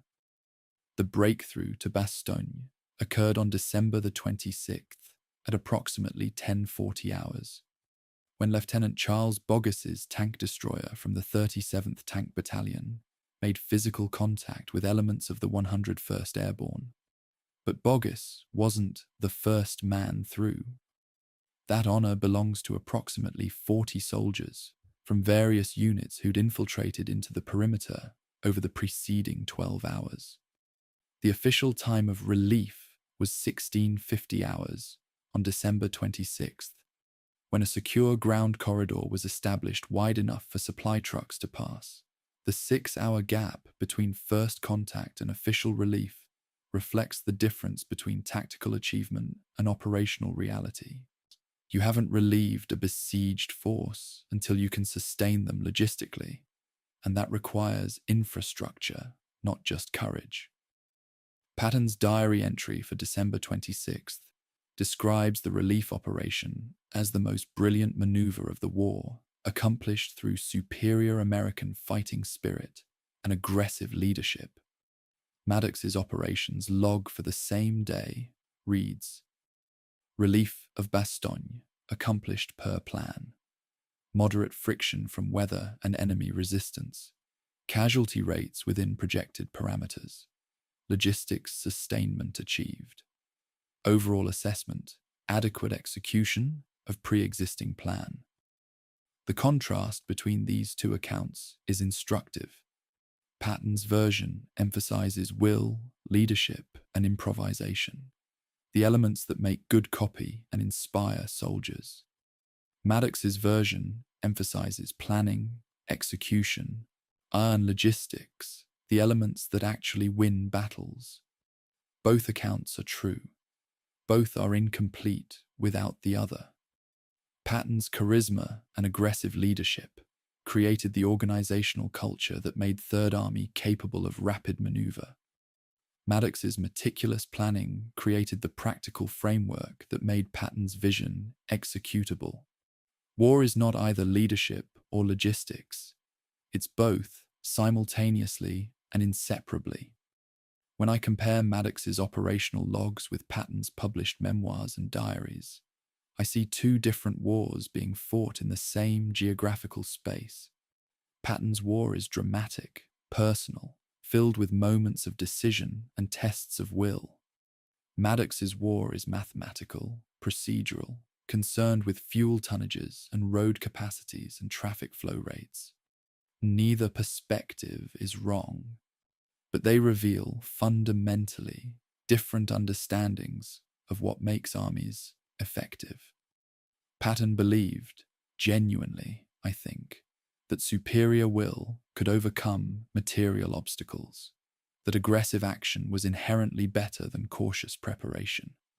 This belief made him an effective combat commander, because it inspired his soldiers and disoriented his enemies. But it also made him dependent on staff officers like Maddox, who quietly did the mathematical work that made aggressive action possible. The miracle of Patton's relief of Bastogne was that it wasn't a miracle at all. It was the product of professional military staff work executed with precision under pressure. That's less romantic than the legend. It's also more impressive because miracles can't be replicated, but competent staff work can be taught, learned, and applied in future operations. The US Army studied Maddox's work, not Patton's personality, when developing modern doctrine for rapid force deployment. The final irony of Patton's Bastogne relief is that it succeeded so completely it obscured its own preparation. Because Patton delivered on his 48-hour promise, because the relief appeared rapid and decisive, the narrative became one of improvised genius rather than prepared execution. Maddox never publicly contradicted this narrative during Patton's lifetime. Loyalty to one's commander is a military virtue, even when that loyalty requires allowing your own contributions to be erased from history. After Patton's death in December 1945, Maddox occasionally gave lectures at military staff colleges where he explained the actual planning process. She's showing students the operations orders dated before the Verdun meeting, the movement schedules, the fuel calculations. But these lectures were classified for decades, and by the time they were declassified in the 1970s, the Patton legend was so firmly established that correcting it seemed pedantic. Hollywood had made its movies. Historians had written their books. The public preferred the story of the brilliant general improvising victory to the story of the competent staff officer enabling victory through spreadsheets and logistics tables. Maddox understood this and accepted it. His tombstone in Arlington National Cemetery lists his rank and dates of service. It does not mention Bastogne. The men who plan battles are rarely the men who are remembered for winning them. This is perhaps unjust, but it's historically consistent. We remember Caesar, not his quartermaster. We remember Patton, not Maddox. But the fuel trucks rolled because someone calculated how many were needed and where they needed to go. That someone was Maddox, and his work mattered as much as Patton's boldness, even if history remembers only the latter. Chapter 14. The Eastern Shoulder. Walter Model's Quiet Despair, the 22nd of December, 1944. General Feldmarschall Walter Model sat alone in his Army Group B headquarters near Bad Münstereifel, Germany, staring at a page in his personal diary that he would fill with 2 sentences and then leave blank for the rest of the day. The page was dated December 22nd, and the sentences read, "Received Führer directive to accelerate offensive momentum. With what? Phantom fuel. Dead men. I cannot write what I think." The next 2 pages were blank, thick cream paper manufactured before the war, when Germany still had proper materials, now serving as silent testimony to thoughts too dangerous to record even in a private journal. Model was one of Germany's most competent field commanders, a man who'd earned Hitler's trust through aggressive defensive operations on the Eastern Front, where he'd repeatedly stabilized crumbling lines through tactical skill and ruthless determination. But in the Ardennes, Model found himself commanding an offensive he knew was failing, following orders from a Führer who refused to acknowledge reality, trapped in a role that required him to document success while witnessing disaster. His diary, recovered by American forces in April 1945 and classified for decades, she reveals a commander psychologically disintegrating under the weight of complicity in strategic madness. Model's operational dilemma was stark and unresolvable. As commander of Army Group B, he controlled 3 armies: the 6th SS Panzer Army under Sepp Dietrich, the 5th Panzer Army under Hasso von Manteuffel, and the 7th Army under Erich Brandenberger, comprising approximately 28 divisions and 450,000 men at the offensive's start. His orders from Hitler were clear: break through the American lines, cross the Meuse River, capture Antwerp, and split the Allied armies. His operational reality was equally clear. Fuel shortages were crippling mobility. Ammunition expenditure was exceeding resupply. Casualty rates were unsustainable, and Allied air power was methodically destroying his logistics network. By December 20th, Model's staff estimated that the offensive had achieved perhaps 30% of its geographical objectives and consumed roughly 70% of its allocated resources. These numbers didn't suggest an operation approaching success. They suggested an operation approaching culmination, the point at which offensive power is exhausted and defensive operations become inevitable. Model understood this. His army commanders understood this, but Hitler, 400 kilometers away in his Adlerhorst bunker, understood only that his orders were not being executed with sufficient will. The meeting on December 20th between Model and his 3 army commanders revealed the fractures in German command.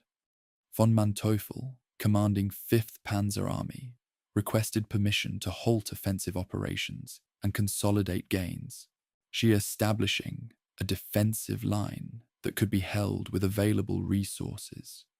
His reasoning was sound.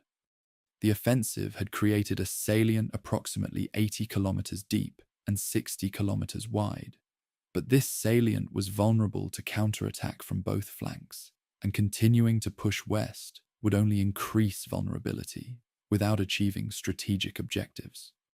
Dietrich, commanding 6th SS Panzer Army, argued for continued attack, claiming that one more push would break American resistance.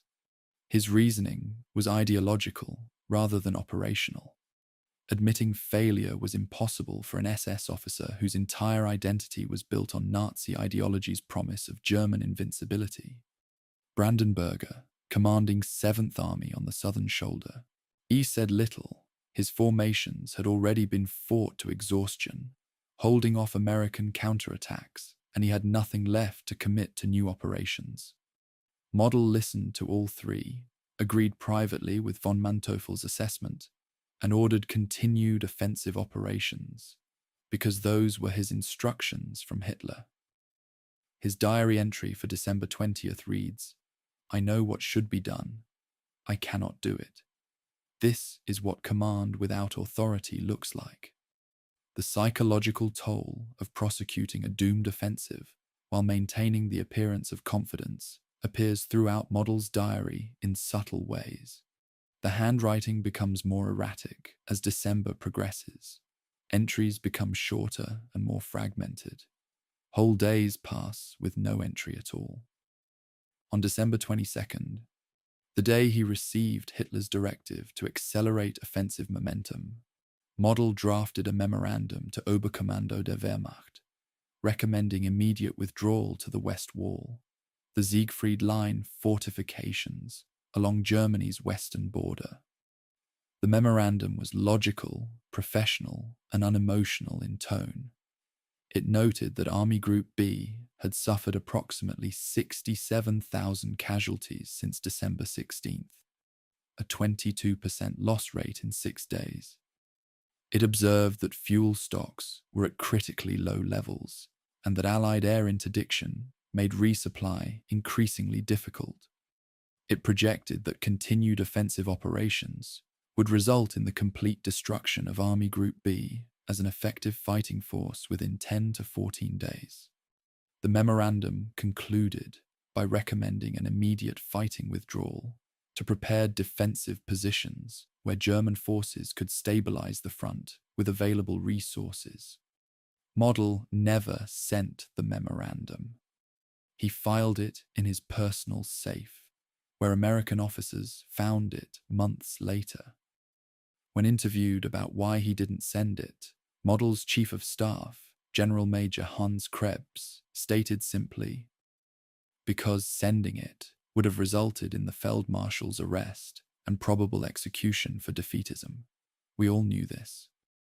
The communication between Model's headquarters and Hitler's OKW became increasingly surreal as the offensive progressed. Model's situation reports were required to follow a specific format: current dispositions, enemy situation, supply status, and operational intentions. These reports were supposed to be factual assessments that informed strategic decision-making. Instead, they became exercises in creative writing, crafting narratives that acknowledged problems while maintaining an overall tone of continued viability. Model's report, dated December 22nd, stated, "Offensive operations continuing per plan, with some delays due to enemy resistance and weather conditions." His private diary entry for the same day read, "We are no longer attacking. We are dying in place. Each day costs thousands of men we cannot replace, advancing meters that gain us nothing. The Americans are bringing up reserves faster than we can destroy them. Our fuel is gone. Our ammunition is running low. And I write reports claiming all is well, because to do otherwise is to invite my own destruction. The gap between official reporting and private assessment was total, creating a command structure where strategic decisions were made, based on information everyone knew was false, but no one could openly contradict. By December 24th, Model had begun taking actions that technically constituted insubordination, but which he hoped would go unnoticed in the chaos of operations. He authorized local withdrawals in several sectors where German positions had become untenable, framing these as tactical adjustments to optimize defensive positions rather than retreats. He delayed implementation of Hitler's orders to commit reserve units to new attacks, claiming that roads were blocked or communications were disrupted, when in fact he was conserving forces that he knew would be needed for the inevitable retreat. He redirected fuel shipments away from offensive spearheads toward logistics units that would be critical for extracting the army when the withdrawal finally came. These were acts of subtle resistance, a field commander using bureaucratic obfuscation and operational complexity to protect his forces from orders he believed were suicidal.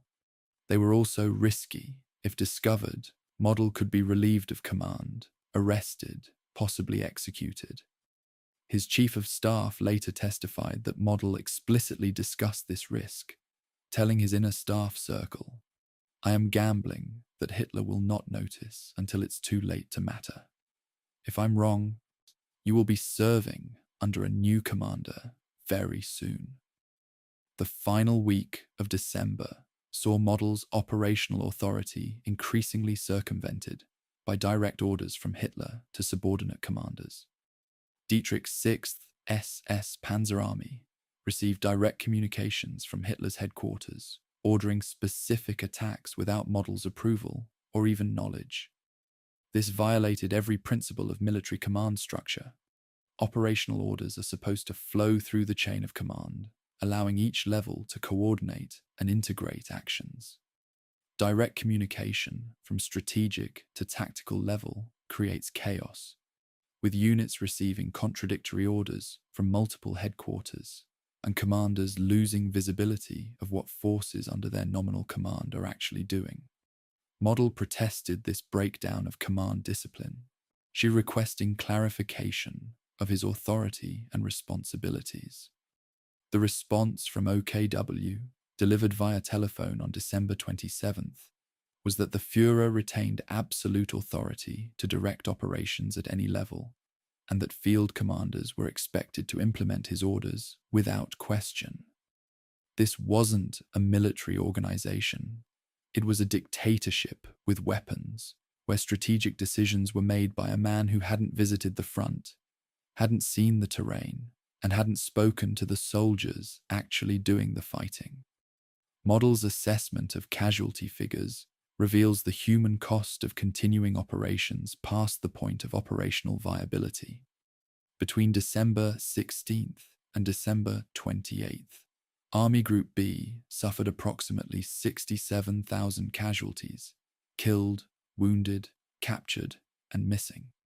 This represented 22% of the force's starting strength, lost in 13 days.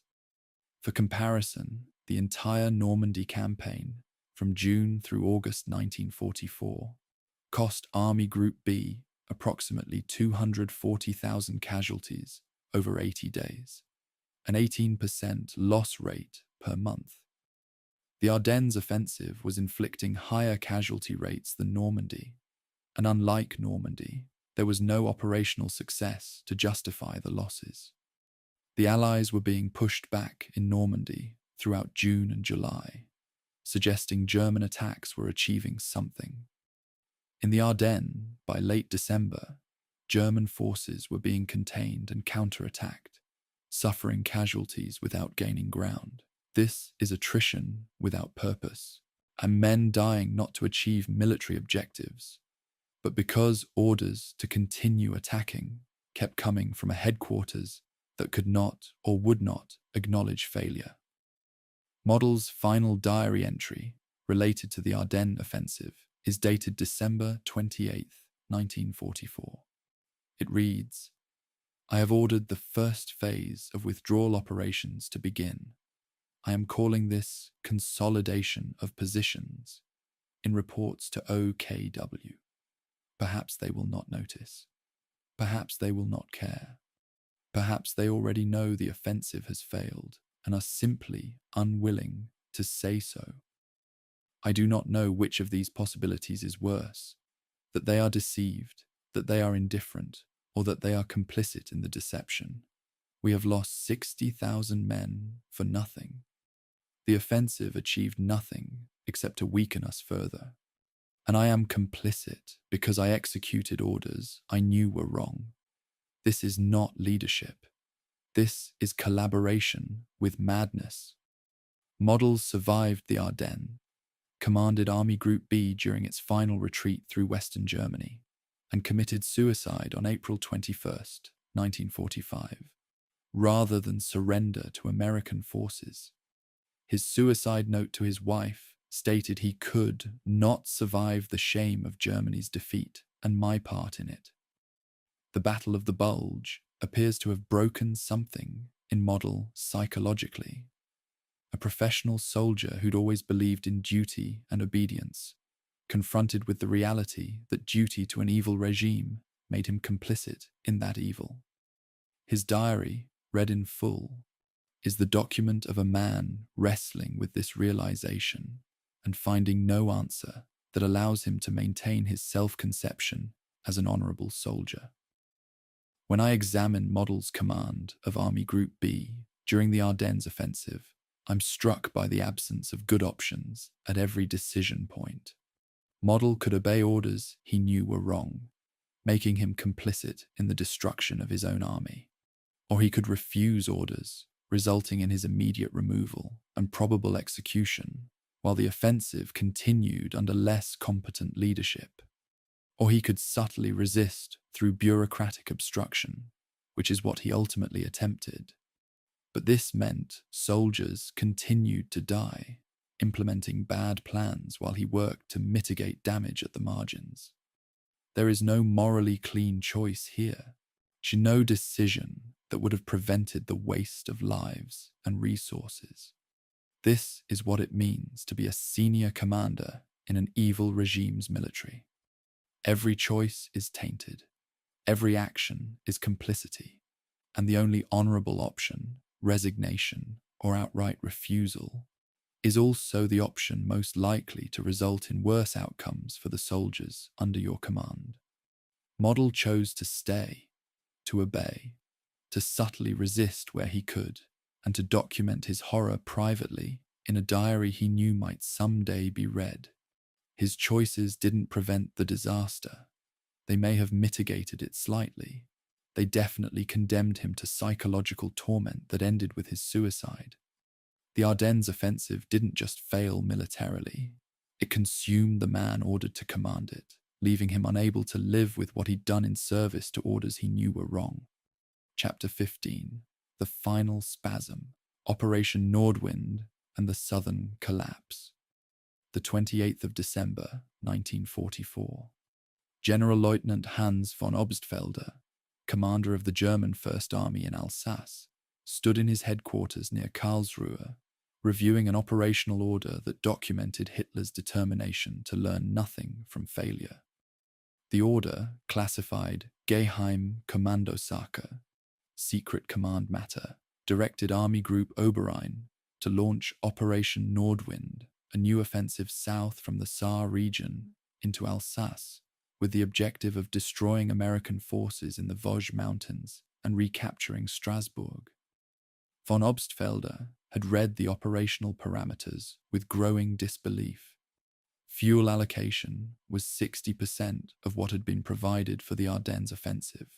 Infantry replacements were at 40% of stated requirements, And most critically, the order included a handwritten note that read, "Success probability not calculated." Someone, von Obstfelder suspected his own operations officer, had added that last line, a small act of documentary rebellion that acknowledged what no one could say officially. This operation was being ordered without any serious assessment of whether it could actually succeed. Von Obstfelder underlined the phrase twice and wrote in the margin, "We are repeating the Ardennes. We will repeat the same failure." Then he began planning the attack, because those were his orders, and in late 1944, Germany, orders were not suggestions subject to professional judgment. They were commands backed by the threat of execution for disobedience. Operation Nordwind was conceived by Hitler as a complementary offensive to the Ardennes attack, a second blow that would prevent the Americans from concentrating their forces against the Bulge. The strategic logic was superficially reasonable. If German forces could threaten Strasbourg and the Alsace Plain, American commanders would have to divide their attention and reserves between two crises rather than concentrating everything on reducing the Ardennes salient. The operational execution, however, was based on the same flawed assumptions that had doomed the Ardennes offensive. German forces would achieve surprise through deception and move rapidly to exploit initial breakthroughs before American reinforcements could arrive.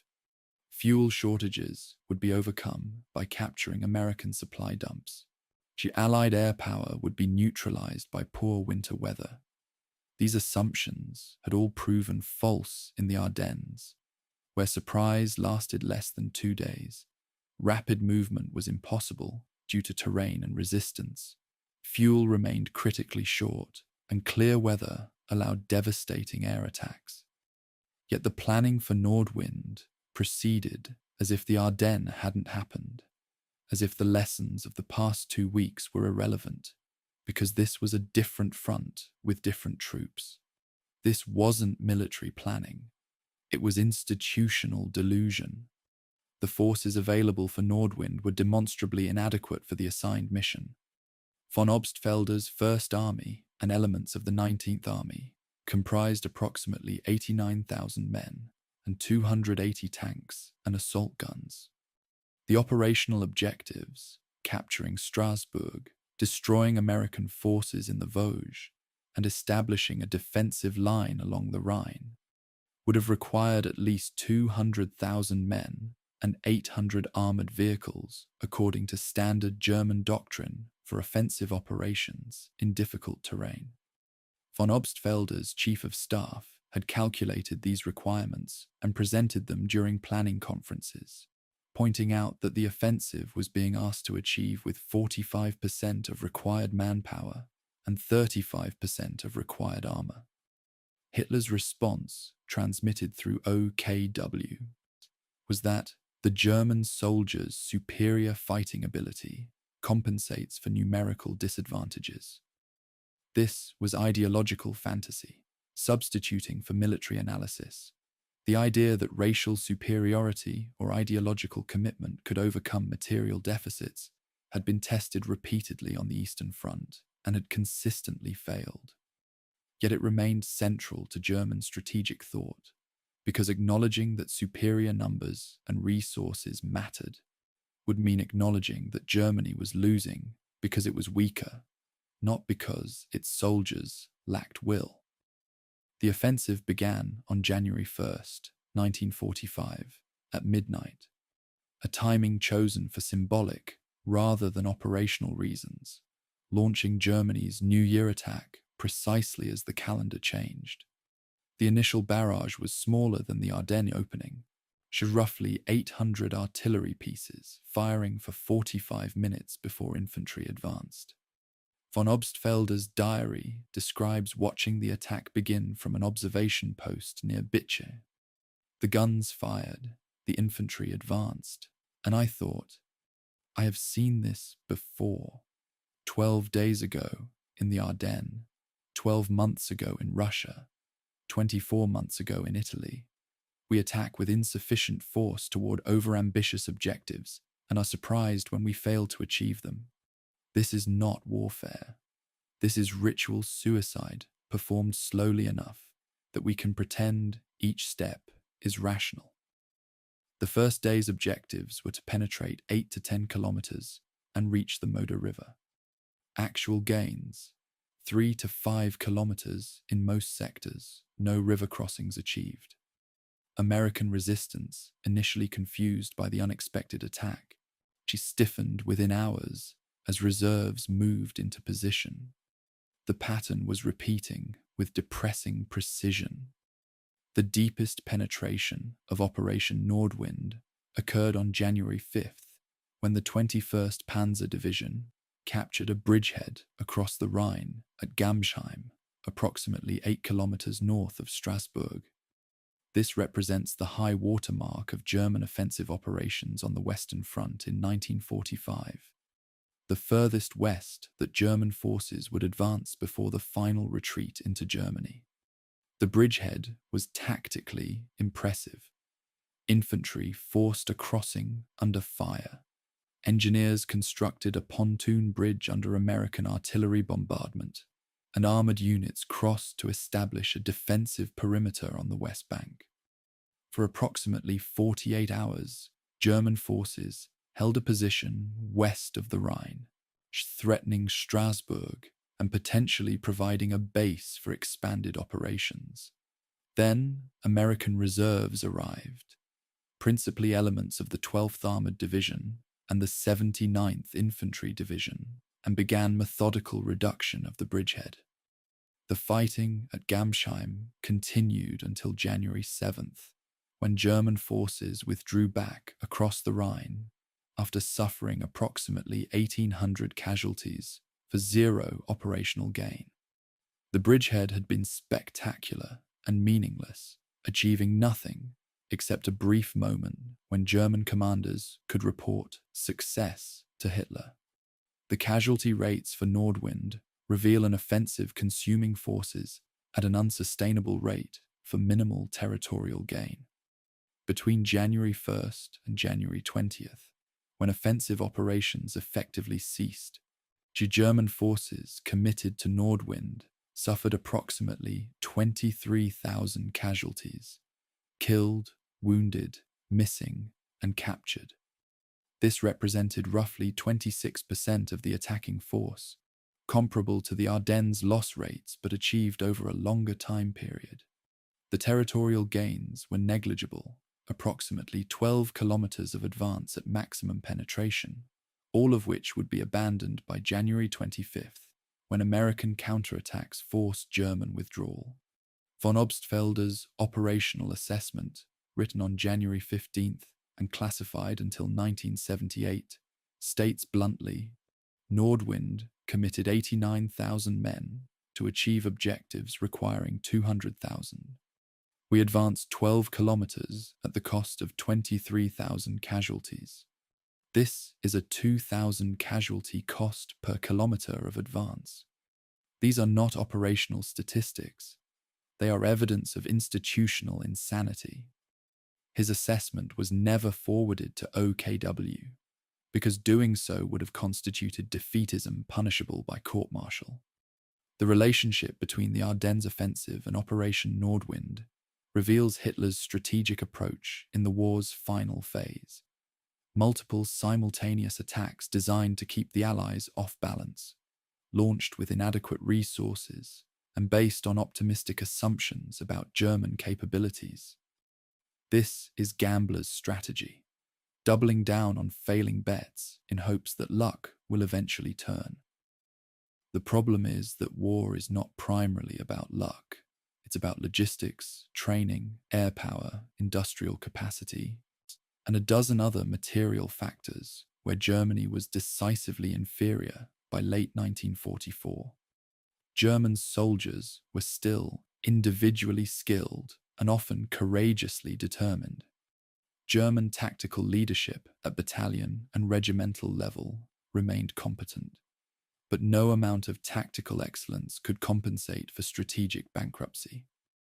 Von Obstfelder understood this, writing in his diary on January 10th, "We are fighting brilliantly and losing consistently. The battles we win cost us more than the victories gain us. The battles we lose destroy forces we cannot replace. There is no path to victory here, only degrees of defeat. And yet we continue because stopping requires admitting defeat, which is politically impossible for the regime." The operational reserves committed to Nordwind represented forces that could have been used to defend against the inevitable Allied spring offensive, or to reinforce the Eastern Front, where Soviet armies were preparing their final drive toward Berlin. By committing these reserves to an offensive in Alsace that achieved nothing, Germany effectively ensured that both fronts would collapse faster when Allied and Soviet offensives began.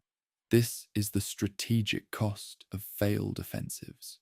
They don't just fail to achieve their objectives, they consume forces needed elsewhere, weakening the overall defensive position. Military historians studying the final 6 months of World War II in Europe consistently identify Nordwind as one of the most pointless operations of the war. An offensive launched purely because Hitler believed offensive action was inherently superior to defense, regardless of circumstances. Some historians estimate that the 2-week delay in American operations caused by Nordwind, while US forces cleared German penetrations in Alsace, may have extended the war by 1 to 2 weeks. Conversely, the German forces destroyed in Nordwind might have delayed Soviet capture of Berlin by 2 to 3 weeks if they'd been positioned on the Eastern Front. In either case, the operation accelerated rather than delayed Germany's defeat. Von Obstfelder's final report on Operation Nordwind, dated January 25, 1945, reads like an epitaph for German offensive capability. First Army has sustained 23,000 casualties, advanced 12 kilometers, and withdrawn to starting positions. All operational objectives unachieved. Fuel supplies exhausted. Ammunition stocks critically low. Unit combat effectiveness estimated at 40% of starting levels. Recommend transition to defensive operations pending replacement and resupply. Estimate time required to restore offensive capability, not calculable with available resources. The last line is telling. Von Obstfelder wasn't saying it would take a long time to restore offensive capability. He was saying it was mathematically impossible with the resources Germany still possessed. This was January 1945. Germany would surrender in May. The ability to conduct strategic offensives had been destroyed in the Ardennes and Nordwind, leaving only the capacity for tactical resistance during a grinding retreat. Hitler ordered several more offensives during the war's final months. Localized counterattacks at Kustrin, around Lake Balaton in Hungary, elsewhere. But these were spasms, not operations. They consumed forces without purpose, destroyed equipment that couldn't be replaced, and killed soldiers whose deaths achieved nothing except delaying the inevitable by days or weeks. The saddest documents from Operation Nordwind are the letters home from German soldiers who understood they were participating in strategic theatre. One Obergefreiter named Klaus Becker, serving with the 6th SS Mountain Division, wrote to his wife on January 7th, "We attacked again today. I do not know why. We advanced 3 kilometers and then were pushed back. Schmidt was killed. Müller lost his legs to a mine. We are back where we started. G- Schmidt and Müller. Tomorrow we will attack again. This is what the war has become. We attack, we lose men, we retreat, and someone tells us this is glorious. I do not feel glorious. I feel tired." Becker was killed on January 13th in a firefight near Haguenau. His letter was returned to his widow with the official notification of death. She published it in a local German newspaper in 1946, along with a note. "My husband died for nothing, in an attack that achieved nothing, ordered by leaders who knew it would achieve nothing. I publish his letter so that perhaps someday someone will explain to me why this was necessary. I am still waiting for that explanation." 79 years later, historians have provided many technical explanations for Nordwind: Hitler's strategic logic, German command dysfunction, Allied responses, but none of these explanations answer the question Becker's widow asked: why was this necessary? The answer, which military history can provide, but which offers no comfort, is that it wasn't necessary. It was simply what happened when an authoritarian regime prioritized maintaining the appearance of offensive capability over the lives of the soldiers ordered to execute impossible missions. Nordwind failed because it was designed to fail, launched with inadequate resources toward unachievable objectives by commanders who documented their doubts privately while executing their orders publicly. It was the Ardennes offensive in miniature, proving that Germany had learned nothing from failure because the political system prevented institutional learning. And so the pattern repeated until there were no more reserves to commit, no more offensives to launch, no more soldiers to send into attacks everyone knew would fail. That point arrived in early February 1945. Everything afterward was defense, retreat, and eventual surrender. Chapter 16. The Butcher's Bill, Counting the Cost in Carbon Paper. The 3rd of January, 1945.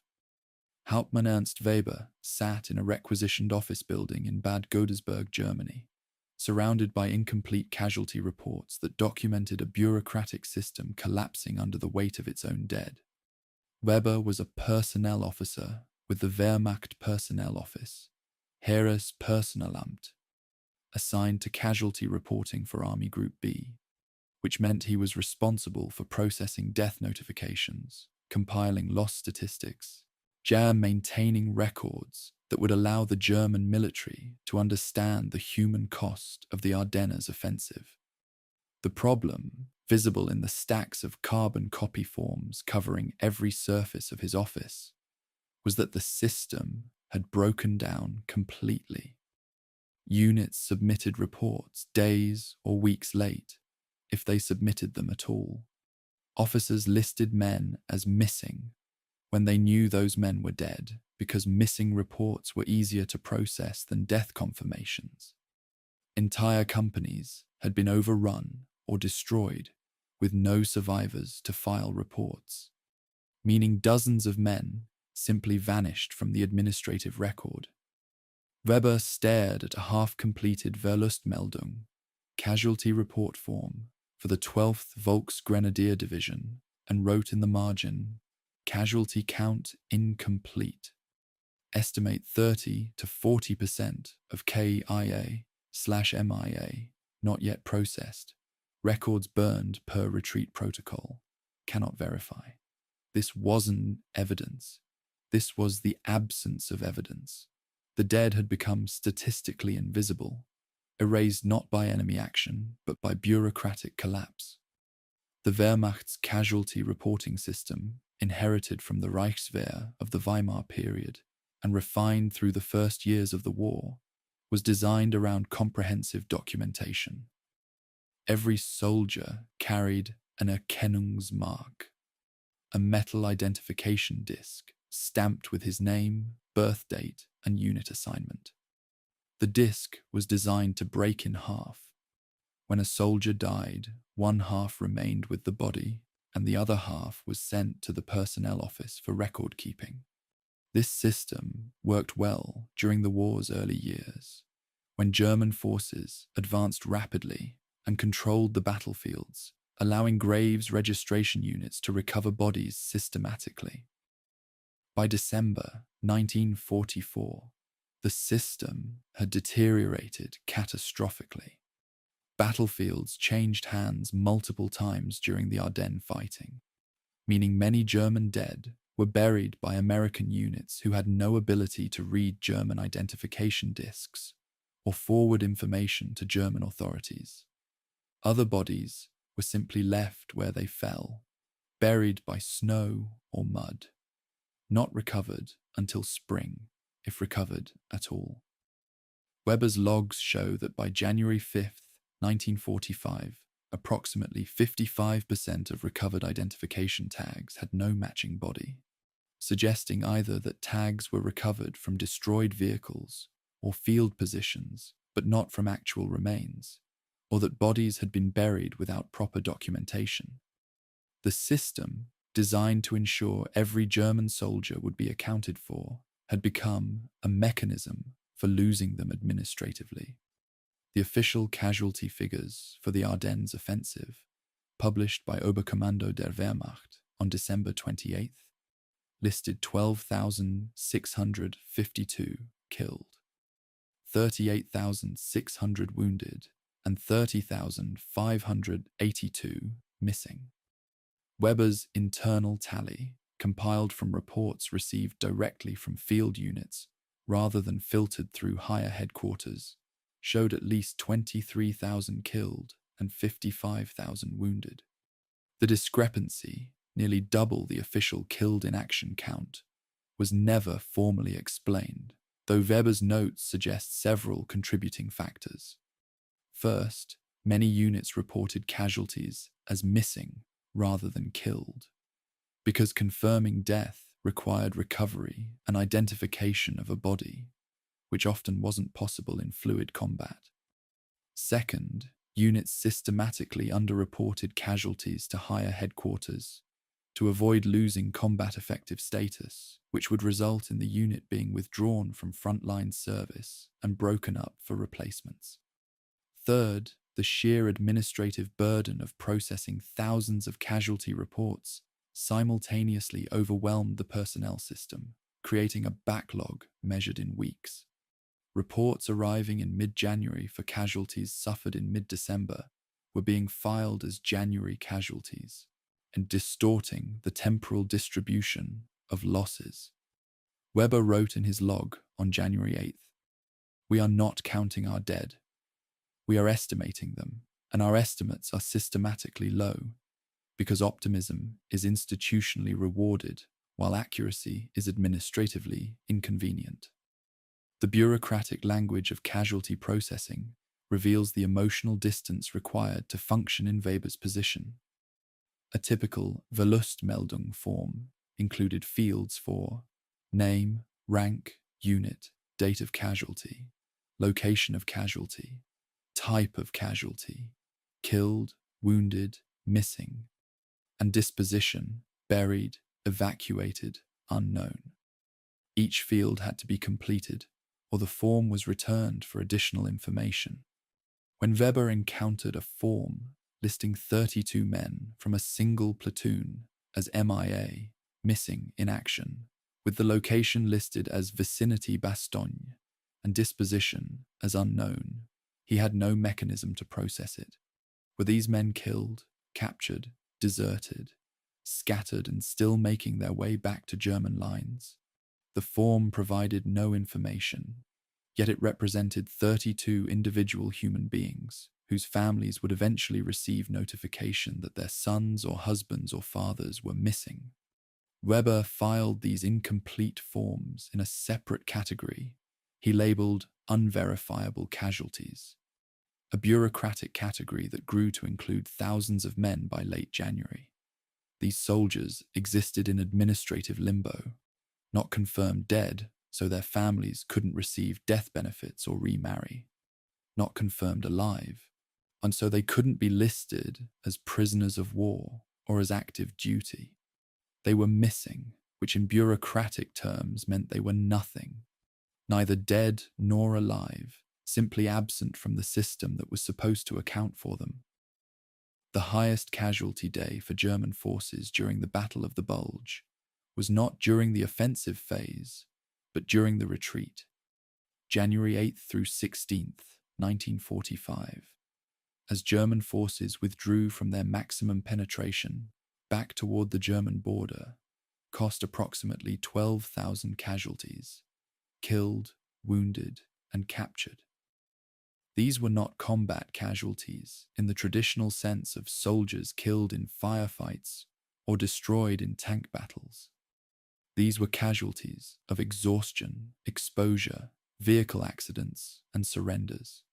Weber's reports from this period describe men freezing to death during night marches, soldiers drowning while trying to ford rivers where bridges had been destroyed, truck accidents on icy roads that killed entire squads. One report from the 9th SS Panzer Division described 14 men who died of carbon monoxide poisoning while sleeping in a sealed vehicle to stay warm. Another report documented a field hospital that had to be abandoned due to American advance, resulting in the loss of 83 patients who were too severely wounded to move and were left behind with a medical officer and 2 orderlies who became prisoners of war. These 83 men appeared in Weber's statistics as missing, though they were actually in American custody receiving medical care. The fog of war extended into the fog of bureaucracy, obscuring reality behind categories that couldn't capture the messy complexity of human suffering. Weber's most revealing document is a memorandum dated January 15th, addressed to his superior at Oberkommando der Heere, Army High Command, requesting clarification on casualty reporting procedures. The memorandum notes that current procedures assume bodies can be recovered and identified, that unit records are maintained and accessible, and that officers survive to file reports on their men's fates. None of these assumptions held during the chaotic retreat from the Ardennes. Weber requested authorization to implement estimated casualty reporting, where units would provide their best estimate of losses even without confirmation, with the understanding that these estimates would later be reconciled against recovered identification tags and prisoner of war lists. The response, received on January 22nd, directed Weber to consolidate and streamline casualty reporting procedures to focus on confirmed casualties only. This was bureaucratic language for stop counting so precisely. The personnel office was being told to report only what could be definitively verified, which meant that thousands of casualties would simply disappear from official statistics because the evidence to confirm them had been lost, destroyed, or never created. Weber's note on this directive reads, "I am being ordered to reduce reported casualties by excluding unconfirmed deaths. This will make our official losses appear lower. It will not make fewer men dead, but it will make me complicit in the statistical erasure of soldiers who died for Germany and deserve to be counted." The January 15th directive included another provision that would have lasting historical consequences. Unit records and casualty documentation were to be destroyed if there was risk of capture by enemy forces. This was standard practice for classified documents, burning papers to prevent intelligence from falling into enemy hands, but applying it to casualty records meant destroying the documentary evidence of who had died, when, where, and how. Weber's office received this order and complied, burning filing cabinets full of casualty reports from units that had been overrun or destroyed. These records could never be reconstructed because the officers who would have provided the information were themselves dead or captured. Decades later, German historians attempting to compile comprehensive casualty figures for the Ardennes offensive would discover that entire divisions' records simply don't exist for certain time periods, making accurate accounting impossible. The estimate of 100,000 German casualties in the Bulge, the figure accepted by most modern historians, is exactly that, an estimate, derived by comparing unit strengths before and after the battle, and assuming that the difference represents casualties. This methodology captures the scale, but misses the individuals, the specific names and stories that Weber had tried to preserve before being ordered to destroy them. Weber's personal notes, discovered in his effects after his death in 1973 and donated to the Bundesarchiv by his widow, reveal his growing moral horror at what he was being asked to do. An entry dated January 20th reads, "I became a personnel officer to ensure that soldiers would be remembered, that families would know what happened to their loved ones, that Germany would properly honor those who died in her service. Instead, I am systematically erasing soldiers from the administrative record, because actually, counting our dead would reveal how catastrophically the offensive has failed. I am complicit in a lie that serves no purpose except to prevent our leadership from confronting the truth about what they have done.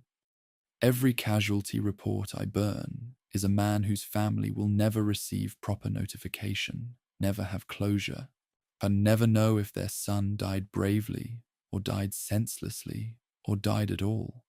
I cannot refuse these orders without being arrested. I cannot follow these orders without betraying everything I believed this position meant.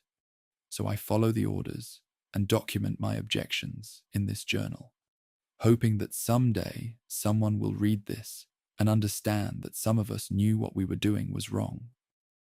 The post-war accounting of German casualties in the Ardennes required decades of research, cross-referencing German records that survived with Allied prisoner-of-war documentation and captured German documents.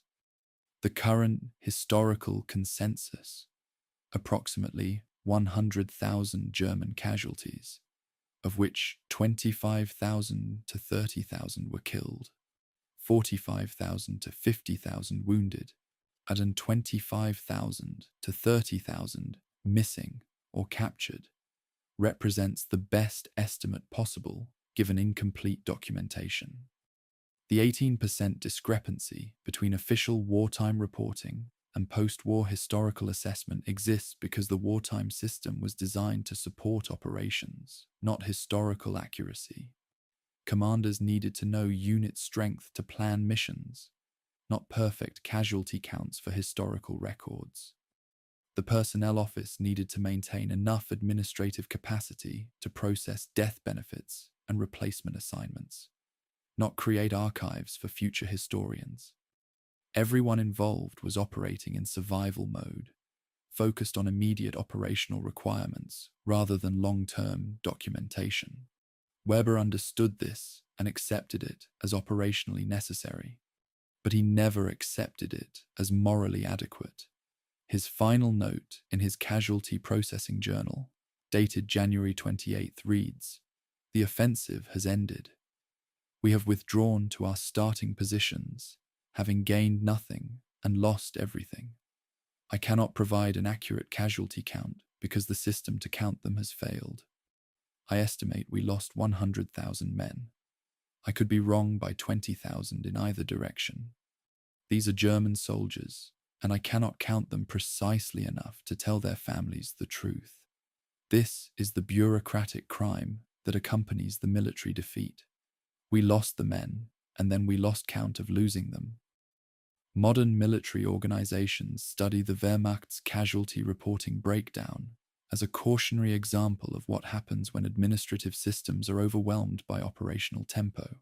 Further, US Army's casualty reporting doctrine, formalized in the decades after World War II, specifically addresses many of the problems Weber identified.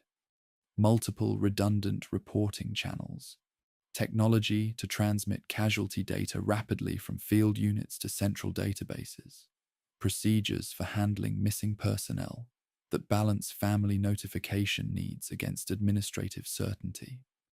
These reforms were implemented partly because American military analysts studied German after-action reports, including Weber's documents, and recognized that casualty accounting is not just a bureaucratic function, but a moral obligation to the soldiers who serve and the families who lose them.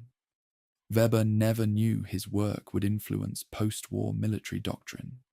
He died believing he had failed in his duty to properly count and honor Germany's war dead. But his documentation of that failure, preserved in journals and memoranda, taught military organizations worldwide that counting casualties accurately is not optional or secondary. It's a core function of military professionalism, and when it fails, the institution has failed, regardless of tactical success or failure on the battlefield. Chapter 17, January 28th, 1945. The silence after the storm. The 28th of January, 1945, 1400 hours. A 12-man German patrol from the 26th Volksgrenadier Division emerged from a frozen forest near Wielsalm, Belgium, exhausted, disoriented, and ready to surrender. They'd been cut off during the retreat, had spent 2 weeks hiding in a hunting cabin, surviving on supplies looted from abandoned farmhouses, and had finally accepted that continuing to evade capture was pointless. The patrol's commanding Unteroffizier, a 41-year-old man whose name appears in American intelligence records only as Huber K., approached American positions of the 2nd Infantry Division with his rifle held over his head, the universal signal of surrender. Through an interpreter, he told his captors that his unit had been ordered to withdraw on January 16th, but had become separated during a nighttime march. He'd kept his men together, kept them moving east, hoping to reach German lines. But the front had moved faster than they could travel. When asked if he wanted to continue fighting, Huber replied in broken English, "The war is over for us, maybe for everyone soon." The Americans gave him coffee and cigarettes. He wept, not from relief or despair, just the emotional release of a man who had carried more weight than any person should carry and was finally allowed to set it down. His surrender marked the last organized German resistance in the Ardennes sector. The Battle of the Bulge didn't end with a dramatic climax or a decisive engagement. It ended with 12 exhausted men walking out of a forest and asking not to fight anymore. The official end date of the Battle of the Bulge is conventionally listed as January 25th, 1945, when American forces re-established their positions along the original front line that had existed on December 15th. This date is administratively convenient. It marks the moment when the German penetration was completely reduced and the strategic situation returned to pre-offensive status. But endings are rarely that clean in military history. Combat operations continued sporadically through early February as American forces cleared remaining German resistance, processed prisoners, and restored infrastructure in the recaptured territory. Small firefights occurred over abandoned supply dumps, with scattered German stragglers, deserters, and black market operators.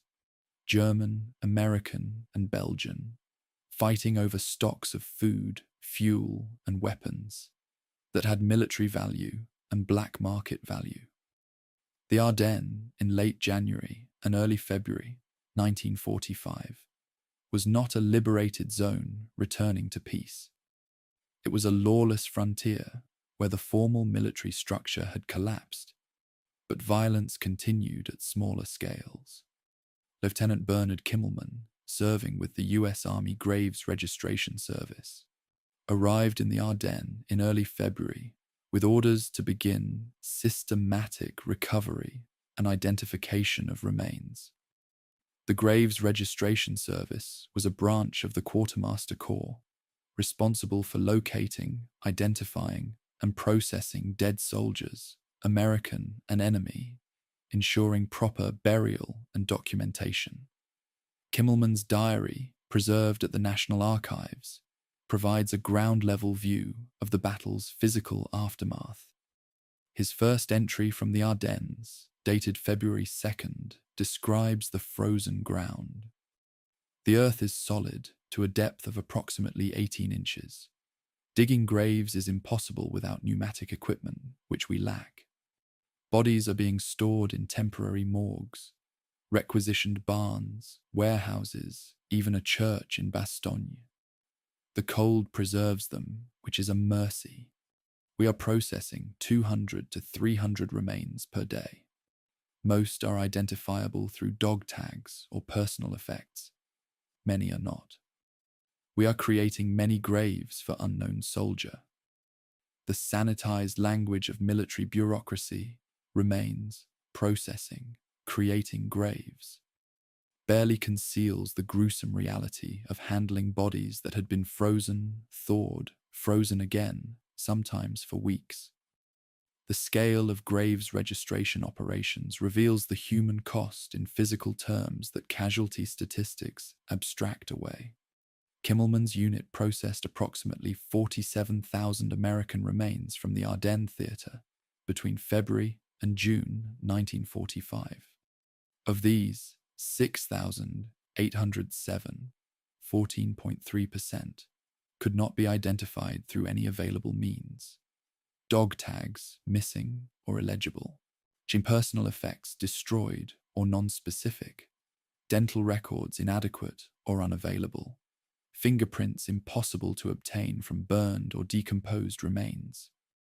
These soldiers were buried as unknown in American military cemeteries, their graves marked with crosses or stars of David, bearing only the inscription, known but to God. The families of these soldiers received notification that their loved one was killed in action, remains unidentifiable, which provided neither closure nor peace. For German casualties, the identification rate was even worse. Approximately 35% of German dead recovered from the Ardennes were never identified, buried in mass graves or individual plots marked only ein deutscher Soldat, a German soldier. The bureaucratic failure that Weber documented on the German side had permanent consequences measured in thousands of families who never learned exactly when, where, or how their sons died. The mass grave discovered near Bastogne on April 3, 1945, contained the remains from the Malmedy massacre. 84 American soldiers executed on December 17th. The bodies had lain undiscovered for nearly 4 months, while battles raged around them, buried under snow through winter, revealed by spring thaw. Forensic examination confirmed they had been dead since mid-December, meaning they had been within a few kilometers of American and German positions throughout January, neither side aware of their presence. Kimmelman participated in the recovery operation and described it clinically. The bodies were positioned in groups, suggesting they had been assembled before execution. Cause of death: gunshot wounds, predominantly to the head and torso. Evidence of close-range fire, all consistent with execution rather than combat. Identification was straightforward. Most dog tags were intact. Processing took 4 days. We treated them as crime scene evidence as well as remains, photographing positions and documenting wounds for war crimes investigation.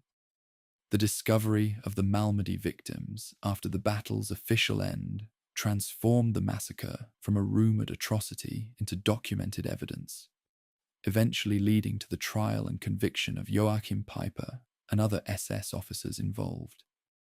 Belgian and Luxembourgish civilian casualties from the battle required separate accounting, conducted primarily by local civil authorities rather than military graves registration.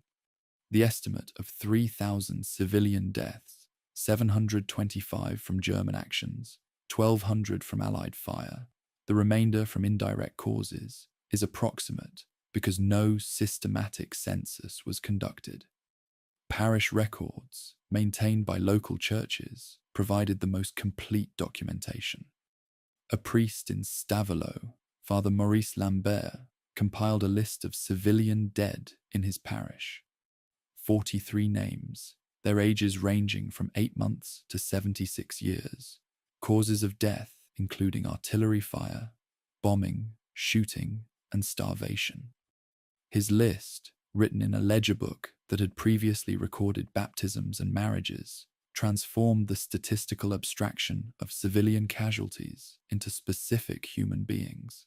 Marie Dubois, age 67, killed by artillery, December 22. Pierre Laurent, age 43, killed by sniper fire, December 24. Thérèse Martin, age 8 months, died of exposure, January 2nd. These records exist in scattered archives across Belgium and Luxembourg, never compiled into comprehensive databases, representing a historical memory that is local, fragmentary, and easily forgotten by national narratives that focus on military action rather than civilian suffering. The physical landscape of the Ardennes bore the battle's scars for decades after the fighting ended. Unexploded ordnance, artillery shells, mines, grenades, killed or injured dozens of returning civilians in the months and years after the battle. Belgian and Luxembourgish bomb disposal units worked through the late 1940s, removing thousands of unexploded munitions from fields, forests, and towns. Some ordnance was too dangerous to move and was destroyed in place through controlled detonation, leaving craters that remained visible for generations. A farmer near Houffalize, ploughing his field in April 1946, unearthed a Tiger II tank buried under 3 meters of soil and debris. The tank had broken through a frozen stream during the battle, sunk, and been buried by subsequent fighting and natural erosion. Its crew, 4 men, were still inside, dead at their stations. The farmer reported the discovery to Belgian authorities, who notified American occupation forces, who contacted German prisoner of war camps seeking volunteers to recover and identify the remains. The crew was never identified. No unit markings on their uniforms, no identification tags recovered, personal effects insufficient for positive identification. They were buried as unknown German soldiers in the German war cemetery at Bastogne. The tank itself was eventually recovered and is now displayed at the Leglaise Museum in Belgium, a 70-ton monument to engineering ambition and operational futility. The question of memory and meaning dominates discussions of the Battle of the Bulge in historical literature. American memory emphasizes resilience, the ability to absorb a surprise attack and respond decisively through superior logistics and industrial capacity. The Bastogne defense, Patton's relief operation, and the eventual reduction of the German salient fit neatly into narratives of American military competence and Allied unity. German memory is more fractured and contested. Some German veterans' accounts emphasize tactical successes and near victories, suggesting that with slightly better weather or fuel availability, the outcome could have been different. Other accounts acknowledge the offensive as a strategic catastrophe that consumed Germany's last mobile reserves and accelerated the war's end. Belgian and Luxembourgish memory focuses on civilian suffering, the experience of being caught between armies, of losing homes and family members in a battle that wasn't their war. These different memories coexist, sometimes in explicit dialogue, but often in separate narrative streams that rarely intersect. The Battle of the Bulge as historical object is actually many different battles remembered from incompatible perspectives, each valid within its own frame, but incomplete when considered in isolation. Kimmelman's final diary entry from the Ardennes, dated May 8, 1945, VE Day, the day Germany surrendered, reads, "The war in Europe ended today. We are still in Belgium, still recovering bodies. A crew found 3 American soldiers yesterday in a collapsed cellar where they'd apparently sheltered during artillery bombardment and were buried alive when the building collapsed. They've been dead since December, 5 months, but we're only finding them now. The war ended today, but its dead are still being discovered. I wonder how long this will continue. How many years before all the bodies are found? All the missing are accounted for. All the families know what happened to their sons and husbands and fathers.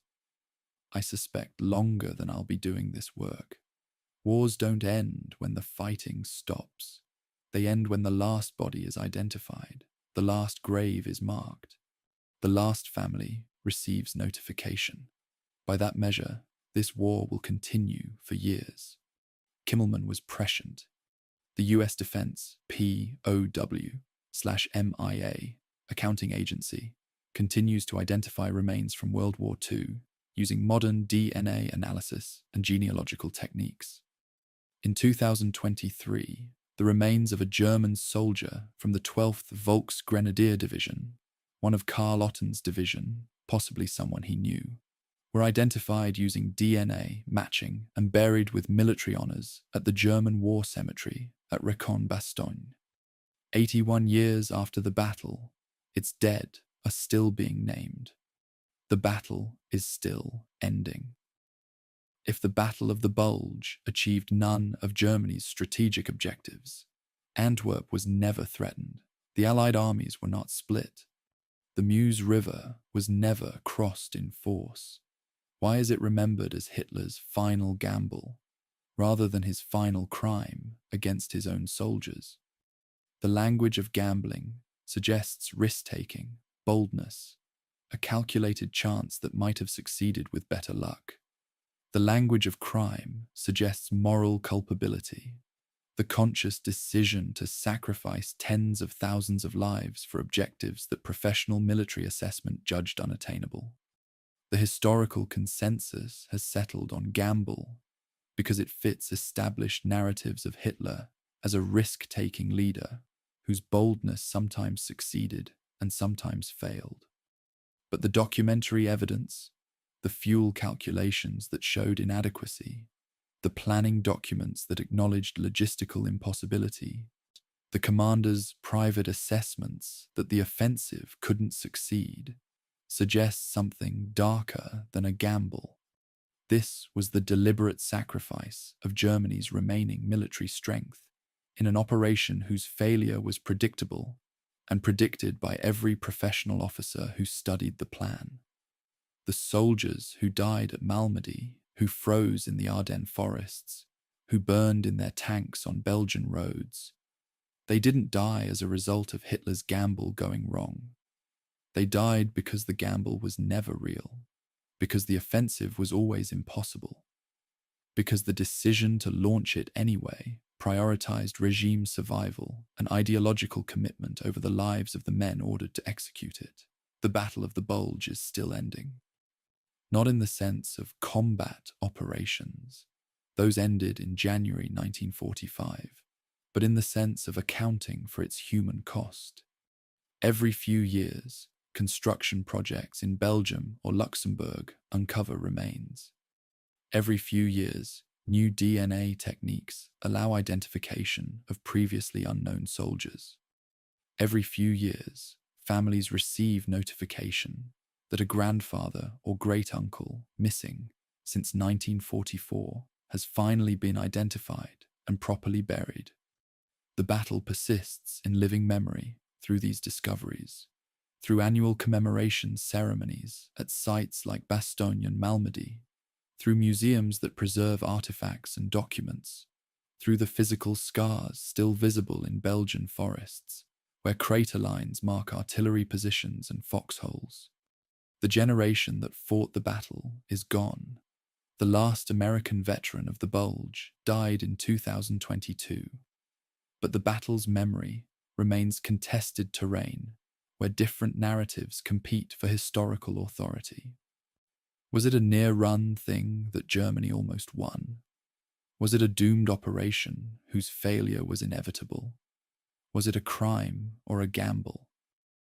The answers depend on which documents you read, which memories you privilege, which perspective you adopt. History is not a single narrative, but a collection of competing narratives, and the Battle of the Bulge contains enough complexity to support multiple interpretations simultaneously. What remains undisputed is the cost: 100,000 German casualties, 75,000 American casualties, 3,000 Belgian and Luxembourgish civilian deaths, months of suffering compressed into 6 weeks of winter warfare that changed nothing strategically, but destroyed tens of thousands of individual lives. That cost is documented in cemetery ledgers and casualty reports and DNA databases. It's preserved in the frozen ground of the Ardennes where, even now, 81 years later, we're still finding the dead and finally learning their names.